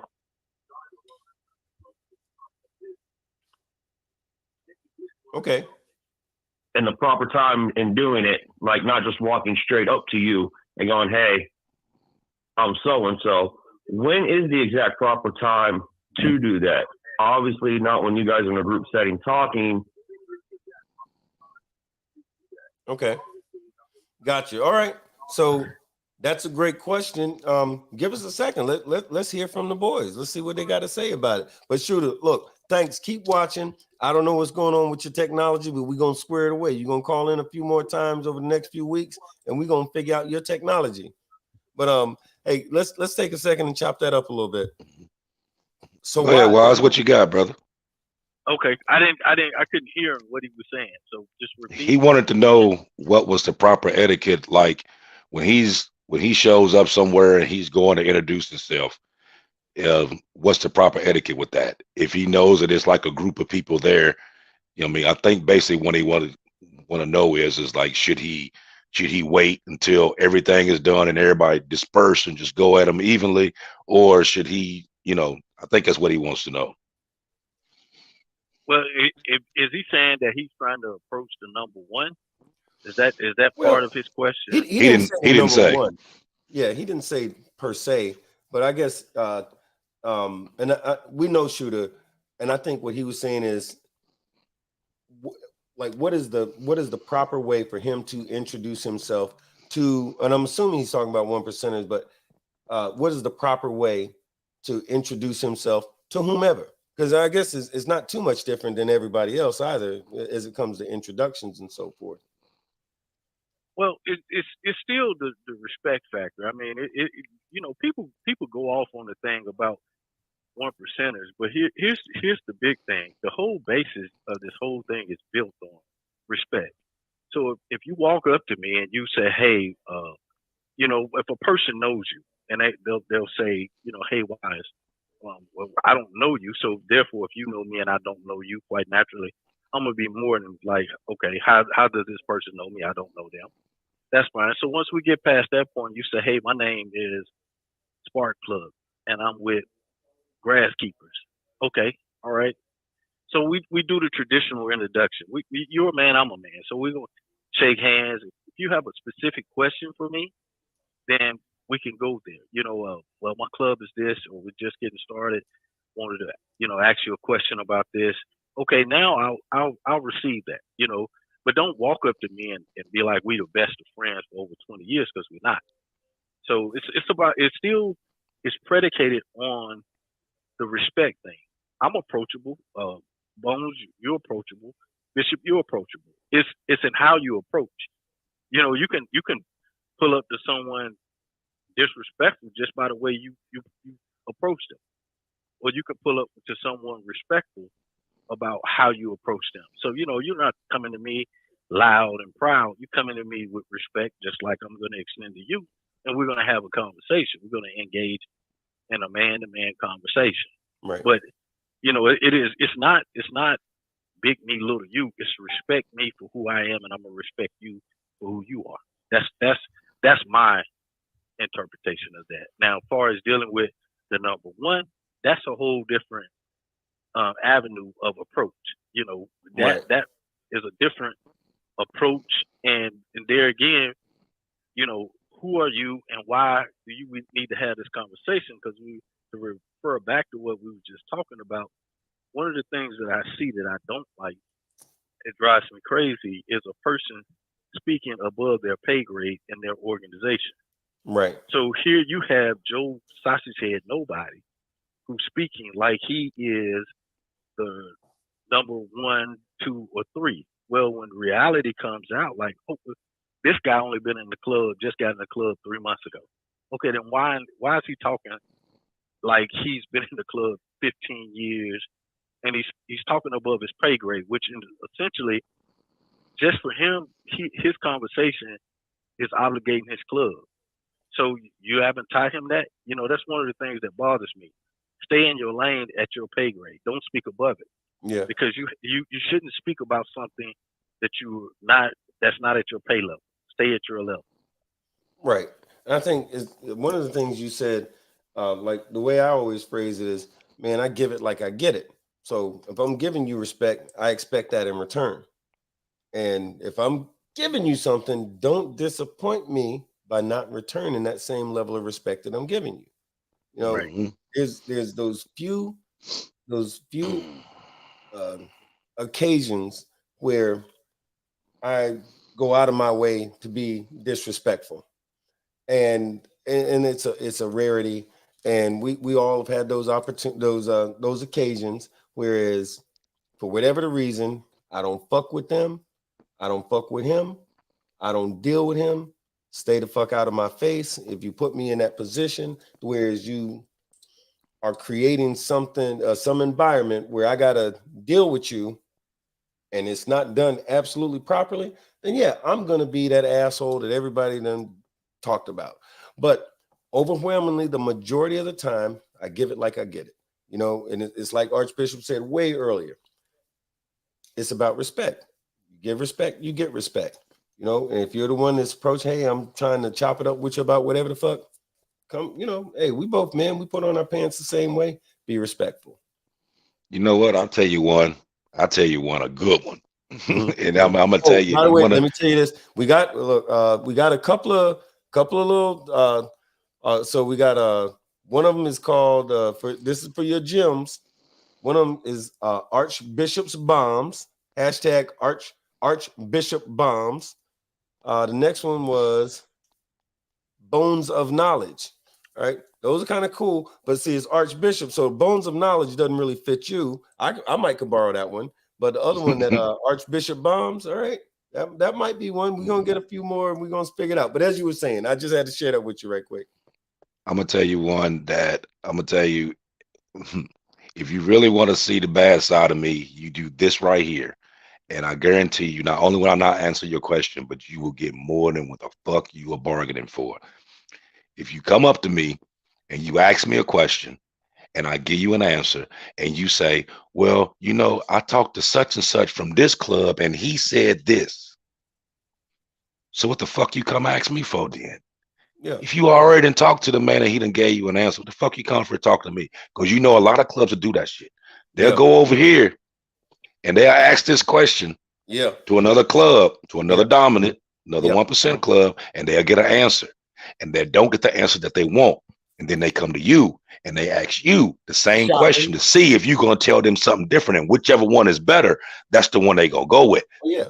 As soon as you hear that shit, that instantly, you gonna get the business. I don't give a fuck if it was like this person said it about an apple, not an orange. I'm gonna smack the shit out of you because you playing me, because you're trying to play me, because the only thing you're gonna do is turn around and you're gonna go right back over here and you're gonna say, well, hey, I talked to AB and AB said this. Yeah. You know what I mean? I talked to AB, that's daddy. And And a lot I of didn't get these, his answer, so let me run over there to mommy and see if mommy's exactly. gonna give me the And a answer. lot of these 99 clubs is good at that, trying to play the one. You know what I mean? Like you go to mama and mama say no, but you go to daddy and you ask him, and daddy gonna say yeah. You see what I'm saying? So you play in the middle. That shit right there get you smacked. Yo, Jare said when I first started coming around one of the major MCs, I only talked to the ones who talked to me. That's not even a bad thing. That's not even Speak a when bad spoken thing. to. Yeah, that's some of that shit we learned when we was 8 years old. Esther has one, Bishop's Jewels of Knowledge, right? That's one. All right. Shada says, oh, I kind of like this one, I'm Bishop's liking that. Commandments. I'm liking that. Shooter, I think Shooter done came. All right, Bishop's Commandments. That's a hot one right there. So I said, watch out. She says, all right, Sassy says, take your ass over there. And Shada has a question. He says, and the question was mainly about the right of making proper introductions with Daytona coming up and being somewhat new, which is fantastic. I think it's great for us to chop it up here, or if we see you at the clubhouse later on. Hey, you like Wise said a little while ago. All three of us are approachable, so we know you. So come on over, holler at us. You our dude. It's all good.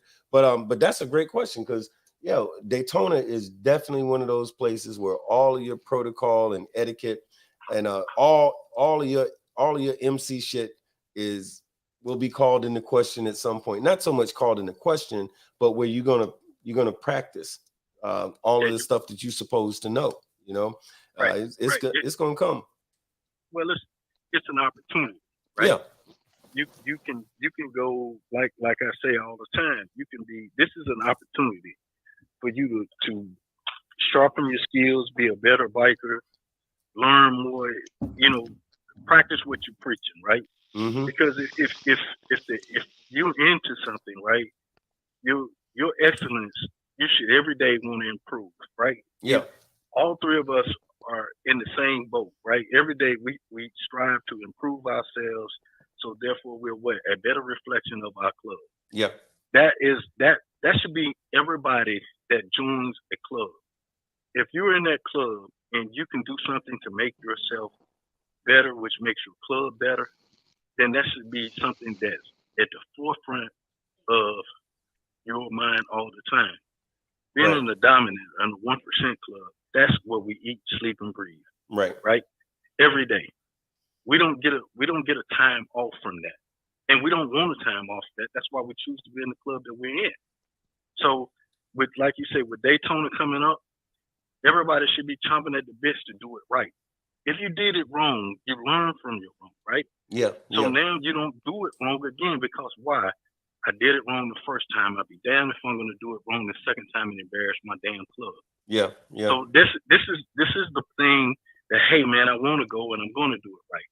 So that's part of being what you say you are. It's part of loving what you're a part of, right? Because you work to do that. You show pride in it.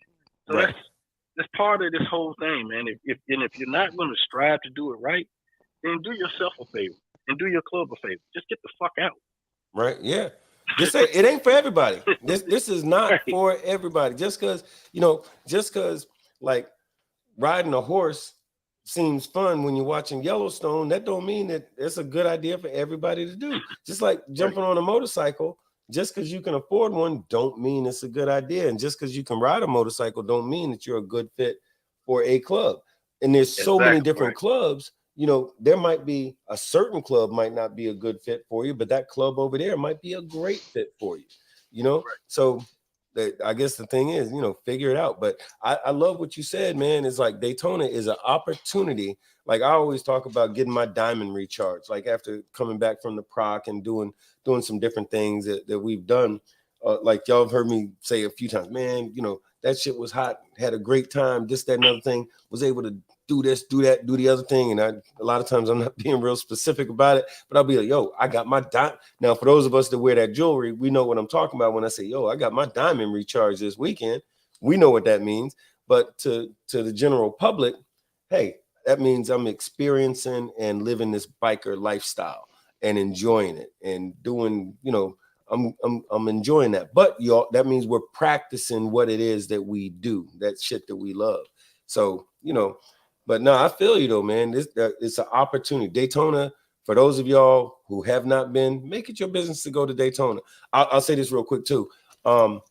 And I only learned this about I don't know, 2010 or something like that. That Daytona, just a little fun fact. Daytona, there's Daytona, and then there's what's commonly referred to as the black side. Like a lot of stuff, Daytona's been going on for the longest time. But back in the day, Black folks and Latinos could not go to the regular Daytona. So what do? Bethune-Cookman, which is a HBCU. All the Black folks was like, hey, we like motorcycles too. So all the Black folks and Latinos started going over there by Bethune-Cookman. So while Main Street is going on and all of the stuff that's going on over there with the hotels and all like that, guess what? They're doing the same thing over there, just with better food and better music. But it's still going on. But and it's something, hey, it's no matter which side you get to it. If you've never been to the Black side, definitely go through. Ain't nobody gonna bite you. Not for free anyway, Yeah, Right. a little bit. But but if you haven't been, go over black, there. you can't go back. That's what I'm saying. You understand what good food and music sound like? You'll be stuck over there forever, Oh yeah, missing that work, right? It's definitely lit. I know some folks who went over there for the first time like 3 years ago. They couldn't tell you what the hell was going on Main Street because they were on the Black side. And it's not a competition or nothing like that. When I have the opportunity, I hit both, But yeah, it's going on. And like I said, you have lots of opportunities to put into practice all of this biker shit that you've been learning and learning and learning. I'll tell you that. Oh, so Killer Man's Sons. This is a few years ago. We was doing something. We had some sort of meetup. I think it was a COC thing, and Wayne, which is I want to say Wayne is the state president. I think he's the state president for Killer Man's Sons, and he lives locally in the area. And we was meeting up. Some of his guys was there, and there's one guy who was a probie for Killer Man's Sons. And he came over and he said, "Hey, how you doing? I'm Jerry, man. It's good to meet you, man. And heard a lot about you, man. It's good to finally meet you." I said, it's good to meet you too. I said, I'm Big Bone 1%er, name of my club, this, that, another thing. I'm the chairman of the COC. Oh yeah, dog, I know, da da da da da. And I guess Wayne caught this out his ear and he go, wait a minute. And he ran over there like, them Army Rangers, they healthy. They like to run and shit. But anyway, so he trotted his ass over there right quick. He said, oh, no, hell no. I don't know what's going on, but I thought I knew. Anyway, he kind of gave this guy a tug and he says, hey, man, he says, that ain't how we do. He goes, is that how you were taught to introduce yourself? He says, no, I wouldn't. No, I sure wouldn't. He said, man, get it right. And he gave the guy a tug and damn near dragged him back over to him. He says, Big Bone, he says, if you don't mind, he says, could we do that again? I said, yeah, whatever you need, man. And he says, do it right. And the guy, man, he snapped to, introduced himself very properly, like textbook wise. And I said, okay, boom. And I just repeated the same thing I just did. He said, man, thank you for your indulgence. He says, we believe in protocol around here. He goes, that's how we do. And I can tell you from what we know about that club, and Archbishop, tell me if I'm lying, them dudes squared away or what? Oh yeah, they're very squared away. I was like, wow. But the thing is, though, is that they embrace that. So now when them cats go to Daytona, I promise you, they ain't gonna have none. They will have zero issues because they practice what they preach. Yeah, Daytona's not every month or every week or nothing like that. You get Daytona twice a year. You got Bike Week and you got Biketoberfest. And you're going to get all of those opportunities, like you said, Wise. You're going to get all them opportunities to exercise and, put into practice this shit that we do. Right. Wise, I was going to ask you, What's one of them protocol breaches that just irritates the shit out of you? Well, it's like I spoke on earlier. It's it's that speaking out of turn, Oh, okay, yeah, you did say right? that. Yep. Right. That just drives me crazy because if you don't, in most of the time, the person that's speaking is often the person that should be the quiet. What I found out from just my short time doing this, the ones who really are talking or talk too much, Mm-hmm. they're the ones who should really be quiet. But Yeah. they insist on talking because they want to make themselves seem more important or more knowledgeable than they are. Yeah. And that just, they don't understand. I mean, it's like, you've only been here a minute. What do you know? You don't know nothing. So quit talking and learn. But they're just so adamant about talking and knowing. Yeah. And if you listen to them long enough, they'll talk their club into a situation that if they would have just learned and kept their mouth shut, it wouldn't have been a problem. But now you've opened your mouth, and now your club is in a situation where you should have just kept your mouth shut.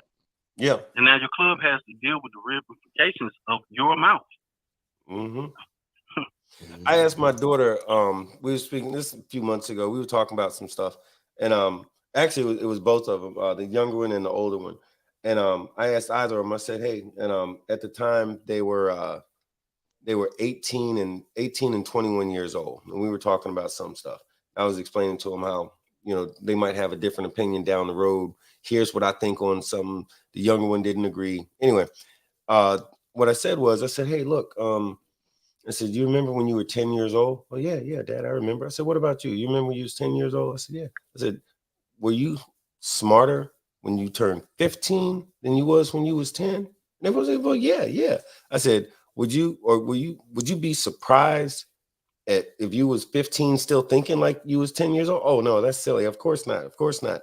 I said, well, what about now? I said, you're 18, you're 21. Do you know more stuff now than you did when you were 15? Oh, yeah, absolutely. I said, is everything the same? Do you think the same stuff about all the stuff that you think now? Do you think differently than when you were 15? Oh, absolutely. Are you smarter? Absolutely. I said, so my point is, if you, like my mother used to say, if you live long enough, you're going to learn a thing or two.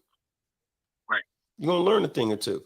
And and the big deal about that is that so what I explained, the last thing I said was, if I meet a man that's 50 years old and he thinks the same way about everything in life at 50 that he did when he was 25, I'm going to show you a man who's wasted 25 years of his life. Right. Because you ain't learned shit, But and it's the same way with this biker shit. We're gonna live and learn. And Wise, you touched on it a little earlier. If you know every damn thing, if you one of them dudes who just know every damn thing, you the smartest guy in the room, as I like to say, you better find you a new room to get in, because you ain't gonna learn shit in this one, because you the one that know everything. And right. The part two is, if you really know everything, you probably the dumbest motherfucker in the room, because you know everything. I don't know Right. shit. I mean, I know some things, and I still don't know it. I learn new shit all the time. So etiquette related things, protocol related things. I done forgot some shit. Motherfucker remind me of some shit that I used to remember, that I forgot. It's like with the gloves. I knew immediately that day when you was in the driveway. I knew immediately when you took off your glove. I was like, oh, I knew immediately what that was. And then it dawned on me, shit, I don't hardly wear gloves no more. I had forgot all about that. But I hope that I would have, if I was wearing gloves, that I would have remembered that. But it's not something that's in my head all the time, because I don't really wear gloves no more. Right. Right. But but fellas, man. No, I'm sorry. Go ahead, Wes. And just to touch on what you just said a few minutes ago about being the smartest person in the room, right? And as you climb in your clubs and your organization, you get to different levels, right? Mm. This is one thing that I always try to profess and say, that a great leader always remember that he too can be led, right? It goes back to that room, right? Yeah. Where in that room, you don't have to be, because you're the president or vice president, sergeant at arms, you don't have to know everything. You have to know certain things, but you don't have to know everything. And that also reminds yourself, like, hey, just be willing to be humble enough to listen. Because if you get into a leadership role and you can't listen to anybody, you're a dangerous leader. You're a very dangerous person to be in the front, because the best leader always reminds himself that he too can be led. Yeah. You know, and that's for the betterment of your club, your organization, your group. You know, I mean, Yeah. that's something that when you get to the point where you can't listen and I'm the president or I'm the sergeant, you finna get yourself and your organizations into some shit where you're gonna get fucked up. Yeah. Yeah. Facts.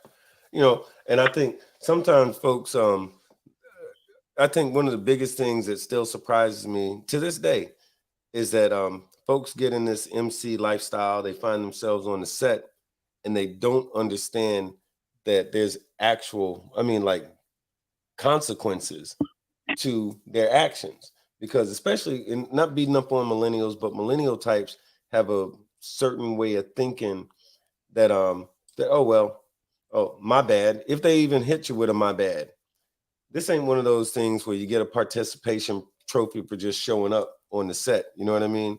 Here, it's like it's wins and losses. And you know, doing the wrong shit can be, you can be educated in a painful fashion. You know, this is the real life shit. This ain't Sons where everybody that's getting beat up is on TV and you can rewind if you miss something. You know, this is the real life shit. And I don't mean to say all this biker shit is all, you know, all the boogeyman scary stuff, because this is a wonderful lifestyle. All of us love it, but we love it because of the fact that we know what we're getting into. We know how, you know, we carry ourselves a certain way and we follow these rules and this ideology and this etiquette and protocol and all this kind of stuff, because that's the shit that makes sense to us. That's also the shit that keeps us from getting fucked up and making our organizations look stupid. You know, because everybody is a representative. You got that patch on your back, you're a representative of all of your brothers in your chapter or in your nation. So, you know, like it or not, that's what happens when you get in the motorcycle club. Let me throw this out here real quick, because who was it? It was Stephen had a question, and he said, okay, what if you're not in a club, but you know someone that is? Do you still do bikers etiquette? Archbishop, what do you do? Okay. Well, being the fact I know who Steve is, And is that the dude I'm you a, said you don't like, that dude named Steve, and you ain't never no, liked him? no. This is one of my homeboys from up in Ohio. This Smalls, but he doesn't. I Oh, don't know why he goes. But now, now Smalls he never actually been in the MC, but you know, he used to run around with me. yeah, So, you know, he used to be in my house when various people from different clubs would show up at my house or whatever. yeah, And he knew, you know, I mean, you don't say shit. You speak when you're spoken to. So when they initially come, I'm gonna introduce you like, hey, such and such, there's a Smalls and such. Hey, bro, how you doing? Blah, blah, blah, blah. Now move along. So he go do his thing. Now right, later on down the line, you know, if you want to go have a conversation or whatever, then you go and you know, now that you done got the particulars out the way that you introduce yourself to him, now you can go up to him and say something to him if he's just standing there, you know what I mean, not doing nothing or whatever. But right, if he is talking to somebody, stay out the way and wait your turn. So the Smalls hung out with me for years, you know what I mean? And he didn't seen a number of people from a number of different clubs at my house. I mean, like I threw a party there before I left there, and we literally had 3 blocks shut down oh damn, of people that was that's a there. good party. You know what I mean? Yeah, So he was there, you know what I mean? And he was like Smalls like he was like my little henchman. Like he followed me yeah, around everywhere. right You on. know what I mean? So he got a lot of the biker experience without actually being a biker, because he was Right, around everybody and everybody knew him, you know what I mean? But everybody knew him from, you know what I mean? But right, that was the first thing that I had to teach him, like, okay, this is a certain way you got to do things. You don't just walk up to somebody and talk, you know what I mean? You let them right, call you, you know what I mean? Like Like if you standing there, that he knows that you want to say something to him, and he be like, come here, man, what's going on? And say what you're gonna do. Don't just walk up. Don't get to interrupting. Don't get to jumping into the conversation. Don't get Yep. to doing nothing unusual. Don't be on no creep shit. Right. Sit back, wait your turn. You know what I mean? Right. No, I feel you. So, but that's actually I actually like that question, Smalls, because that's a thing that there's this in the process of becoming a clubber, like Shaggy calls it, like becoming a clubber, meaning a club member.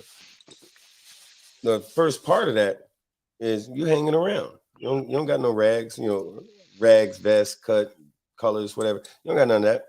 You might know somebody or you done met somebody and they say, hey, come on, hang out with us. That does not necessarily mean that you're trying to even consider joining that club. It just means, hey, these some cool guys, or a couple of them guys are my homeboys. I'm hanging out. But no matter which the thing is, you don't got no rags on. You especially, more so, if I can give my 2 cents, Smalls, you more so than anybody needs to make sure that your etiquette is on point, because of the fact that somebody might pump their brakes a little bit if you slip up a little something. They'll be like, hey man, let me pull your coat to such and such. They might talk to somebody in your club and be like, hey man, your dude over there, he might talk to your number 3, your number 2, your number 1, even possibly. Like, hey, your member over there, such and such, maybe you could mention that to him. That's one club to another club. You don't got no rags on. They might feel like, well, shit, I don't have no reason to think about hitting the brakes. Let me just go ahead and handle this the way that we handle that. I don't know who this fool is. He's just gonna come wrong. Not saying that you messing up or nothing like that, Smalls. I'm saying, but I'm saying, guys, in general, you find yourself on the set, you're not associated with any certain club or whichever like that, and yeah, you definitely, more so than a lot, you should. In which all this is stuff that, if you didn't know it already before you even started hanging around, you should definitely find out by the time you're a prospect or probie or something like that. Oh, you're supposed to get all of that. You're supposed to know how to move. You're supposed to know how to move. So if you messing around in somebody else's house, you got to know how to move. You know what? I'm gonna tell you. Let me add something real quick. Yeah. When we was talking about, Waz was on here talking about earlier about we was talking about, shaking your hand, taking off the glove, stuff like that, which is courtesy. That's just, out of respect, this is what you do. Yeah. But we didn't talk about one more thing. What's that? It's when me, I'm really good at reading people. So it's certain things that I look at, characteristics, stuff like that. And that, I kind of get a summary of who this person is without even holding a conversation, just different stuff. The first thing I look at, though, is that when you shake a man's hand, you look them in the eye. When you look down, that tells me that, number one, you're not an alpha, because you look down. When you came to introduce yourself to me, you look at me in my eyes as though one alpha to another one. Right. When you drop your head, you just told on yourself. Yeah. There's certain, so like I'm saying, I'm just saying this because this ain't something that's in protocol and all this other stuff. This is something just man 101. Oh yeah. You go to a man to shake his hand, you look him directly in the eye. Yeah. Grown man because any variation, you looking to the side or you looking down, automatically tells me everything else that I need to know. Oh yeah. Yeah, and you characterize that individual. By the way, all right, so Sassy said hashtag AB facts. And then Esther came with another one. Archbishop anecdotes. And anecdotes is I think the way to say it. All right, we're getting some stuff to choose from. Y'all we're getting some. We're getting some. We still, I don't know if we got, I think we got one that hit hard like Wiseisms, because Wiseisms is a good one. But we getting some in here. I'm gonna have to fuck around and get me one of them type of things. But we work, but we working on Archbishop tonight. We're gonna work on Archbishop. We're gonna get him straight first. And somebody's getting a t-shirt out of this. Shit, we might have to do two, because these are some good ones coming through. But no, man, I think that the thing I love about this subject is just this. Yes, Daytona's coming up, but it's so much different stuff depending on where you live. Man, there's the Laughlin River Run. There's Leesburg, the Leesburg Bike Fest. There's Black Bike Week in South Carolina, Bike Week in Myrtle Beach. There's all kinds of stuff, and from California to New York to Florida to freaking Canada, is all kinds of stuff going on all the time. So even if it's not Daytona, you will have the opportunity to, whereas being on top of your etiquette is going to be, I mean, it should be a part of your repertoire anyway. Damn, I use a big word. It should be a part of your repertoire anyway as a biker. You need to know your etiquette, right? Because not just because you need to make sure that you're exercising it properly, but also to make sure that other folks are exercising proper etiquette when dealing with you. Because someone may actually purposely be disrespectful to you. Don't you want to be smart enough to know that someone just disrespected you to your face? You want to know it. Because now if you don't know it, now you just a joke. Yeah, you can do anything to that dude. He don't know no damn better. Now you're looking like a clown, and so is anybody with your patch on, because you supposed to be on point. If you a clown, then guess what? Everybody else in your club must be a clown too. That's the way people think. So I'm hoping folks enjoyed some stuff, and got something out of what we're talking about tonight. And but also later on, if you find yourself on either on the chat or on the Facebook group or something like that, y'all throw out some things, man. Let us know some different things that you've experienced. Or while we got a few more minutes left, if there's a thing you're thinking about or something you wanted to share, definitely call in and let us know. Because if you know it, that don't mean everybody else does. So folks want to hear. So the people that ask these questions, that's great, because you are not the only one that had that question. I promise you, if you ask that question, there's probably 100 other people who was wondering that same thing, who are definitely appreciating that you asked, right? Right. And that's to be commendable, right? Because it goes back to what I said earlier, right? Each one teach one, right? Yeah. And here we are on a platform which you can educate yourself. You'd be a damn fool to get on here and not ask the questions when you have people that's more than capable of answering. Oh yeah. Now, that's like going to sit in a college class and putting earplugs in your ear. You might not have a book, but you can learn from something that you hear. So be smart enough to learn from, hell, you even learn from your fucking mistakes, right? Yeah. So it's just take an opportunity to learn and commend yourself. I mean, pat yourself on the back for the fact that, hey, I'm willing to learn, and I'm smart enough to get myself in an environment where I can learn. Oh yeah. So, credit is due to those people that's willing to do those two things, right? Yeah. Because the whole thing that you're saying is about etiquette and learning and being better. I want to be around bikers that really care enough to make themselves better, to learn, because it takes some of the fucked up stigma away from bikers. Yeah. The perception, because how people perceive a biker, oh man, they just a dirty ass biker. If you talk to some of these people in these different clubs, even in our club, the perception is one thing. But man, you talk to some of these people in here, they're military service, they got all kind of professional careers, and that's something to be said, because just because you think that doesn't necessarily mean that it is the way that this dude is an asshole or he's ignorant. Right. I mean, come on, man. Yeah. We're trying to improve the environment, the community in which we live in, and for those who's willing to do that, man, kudos to you. Yeah. Really, Right on. Hey, I'll throw these out. We got a couple more. We got some big ones. By the way, it's Tate from Lake County. Tate from ABATE. Well, we like to say Tate is the president of the Lake County chapter of ABATE. He's watching us from Facebook. So good looking, man. It's good to see you out there. Pastor Troy said that's good, Archbishop 1%er. He said that's why I leave sunglasses in the bike.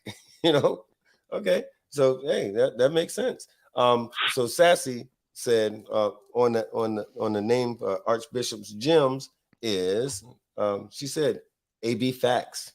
AB Facts. All right, that's kind of hot. Let me see here. Risky from Free Runners. Risky said, as a 99er, you get much more respect by listening more than speaking. We have 2 ears and 1 mouth for a reason. Listen at least 2 times much as you talk, which that's actually a good thing for a lot of folks. You know, that's good for a lot of folks. We got okay. Pastor Troy said, preach that, talking about Archbishop, and Nicole Bell. Hey, Nicole, what up? Nicole Bell's in Virginia, and she says, I like this one, AB sense, or you could say absence. I don't know how you want to say it, but that's actually kind of good. All right, AB sense, absence. All right, that's kind of cool. Oh, wait a minute. Here, one more. All right, she says Archbishop sense. Okay, all right. Okay, all right, look. We got some good ones. There's some good ones. There's some good ones in here. There's some good ones in here. We'll pop it up next show. We'll let you know the one we're gonna come up with. But yeah, there's some good ones. Yeah, Wise, I think you got a run for your money right now. Damn it, it's a whole team of boneheads out here working on this project. Somebody's gonna get it. Shit, we might use more than one. Shit. Yeah, that's right. Well, you know, I mean, it's like I said, it's a group effort, right? You know what I'm saying? The collective, right? That's what makes us stronger. The ability to work together. You know what I'm saying? And that's how you win. That's how you always win. Yeah. Because what I don't know, you might know, and what you don't know, Bishop might know. So between the three of us, we're guaranteed to know, and that's how you win. You know, that's what makes it work. You know. I'll tell you one thing that that we've been seeing. Well, certainly this year and last year, and even before that, I find that by us getting on here and connecting with so many folks, and hearing from all these boneheads, and them hearing the thing we got to say, and us hearing the stuff that they got to say, it really makes the set better for everybody. Because I mean, it's like, as for those of us that wear this jewelry, man, we got some heavy lifting to do, and we interact a lot with the 99 side and so forth. But guess what? If everybody knows their role, I sound like The Rock. Your role, know it. You know what I mean? It's like if everybody knows their role and knows how to get down, it's just easier, right?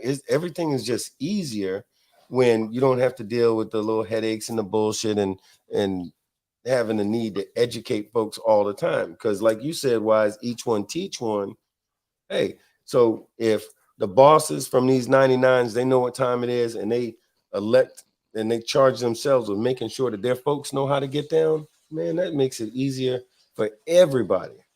But that's just my 2 cents on the thing. No, you're exactly right.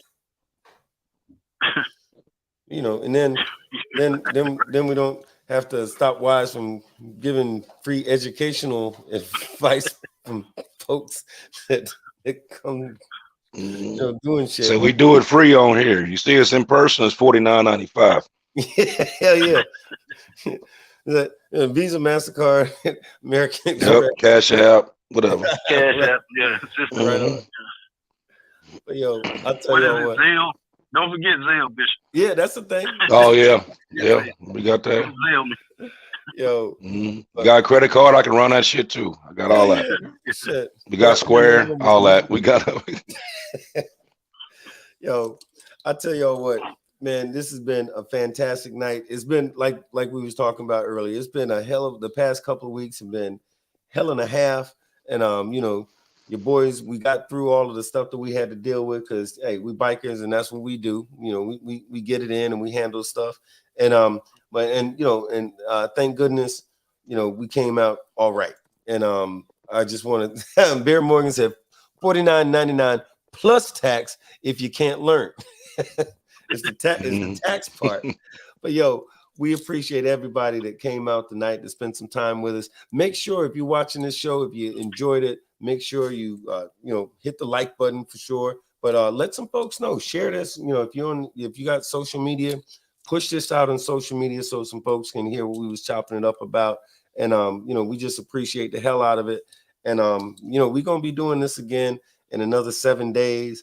If why y'all always make me do math? Because there's a holiday then leap year, and then you got President's Day minus. You only got 28 days because it's Black History Month. So, they short you by 2-3 days. So, yeah, so about 7 days, we're going to do this thing again.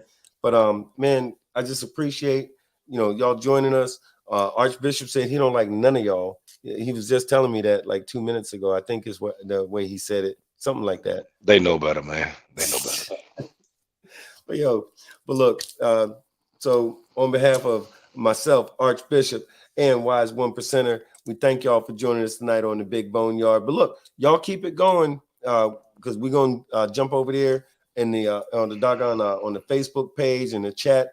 Y'all, shout us out. Let us know anything you're thinking about in regard to the subjects we talked about tonight, which is HB 837 in regard to that fuck shit that they trying to do in Florida, or any of the etiquette related things, because this is y'all's channel, this is y'all's pages.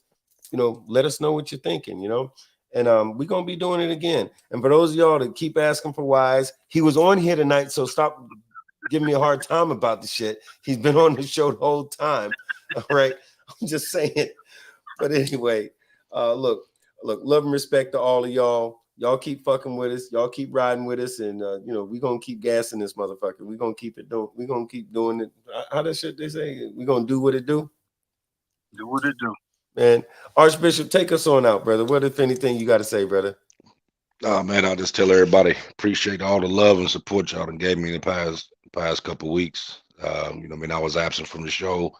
Had to go take care of that business. I would not already talk about that, but like I said, I appreciate all the love and support, the emails, the text messages, the phone calls, all of that. You don't know how much that meant. And we're gonna keep pumping this show just like we always do. So like I said, like, follow, subscribe, tell everybody, tune in, check it out. Let's just keep pumping it like we've been pumping it. Well, until then, see y'all in 7 days. Right on. Hey, Wise, you still there? I'm still here. I told y'all he was still here. All right. But Wise, what, if anything, you got to say to the folks, brother? Well, I just like to say, man, keep making the bike world what it is. Just keep making it great. Everybody walking in the same direction, putting forth the effort for something that they love. We can't fail. We can't fail. There you go.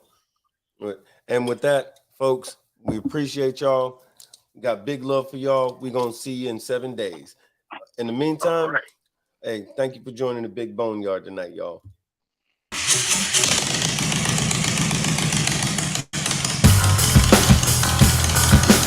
Welcome to the Big Boneyard.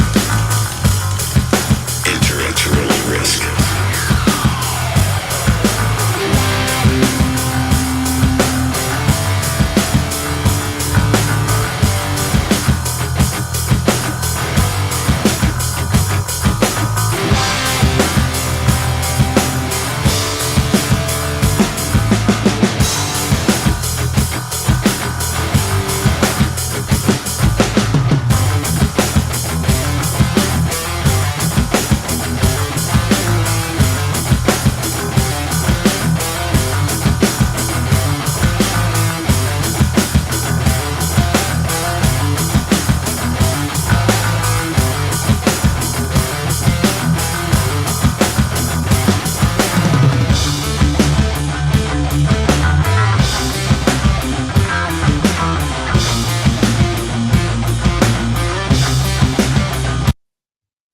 I decided to pursue a career in law because it gives me an opportunity to help people.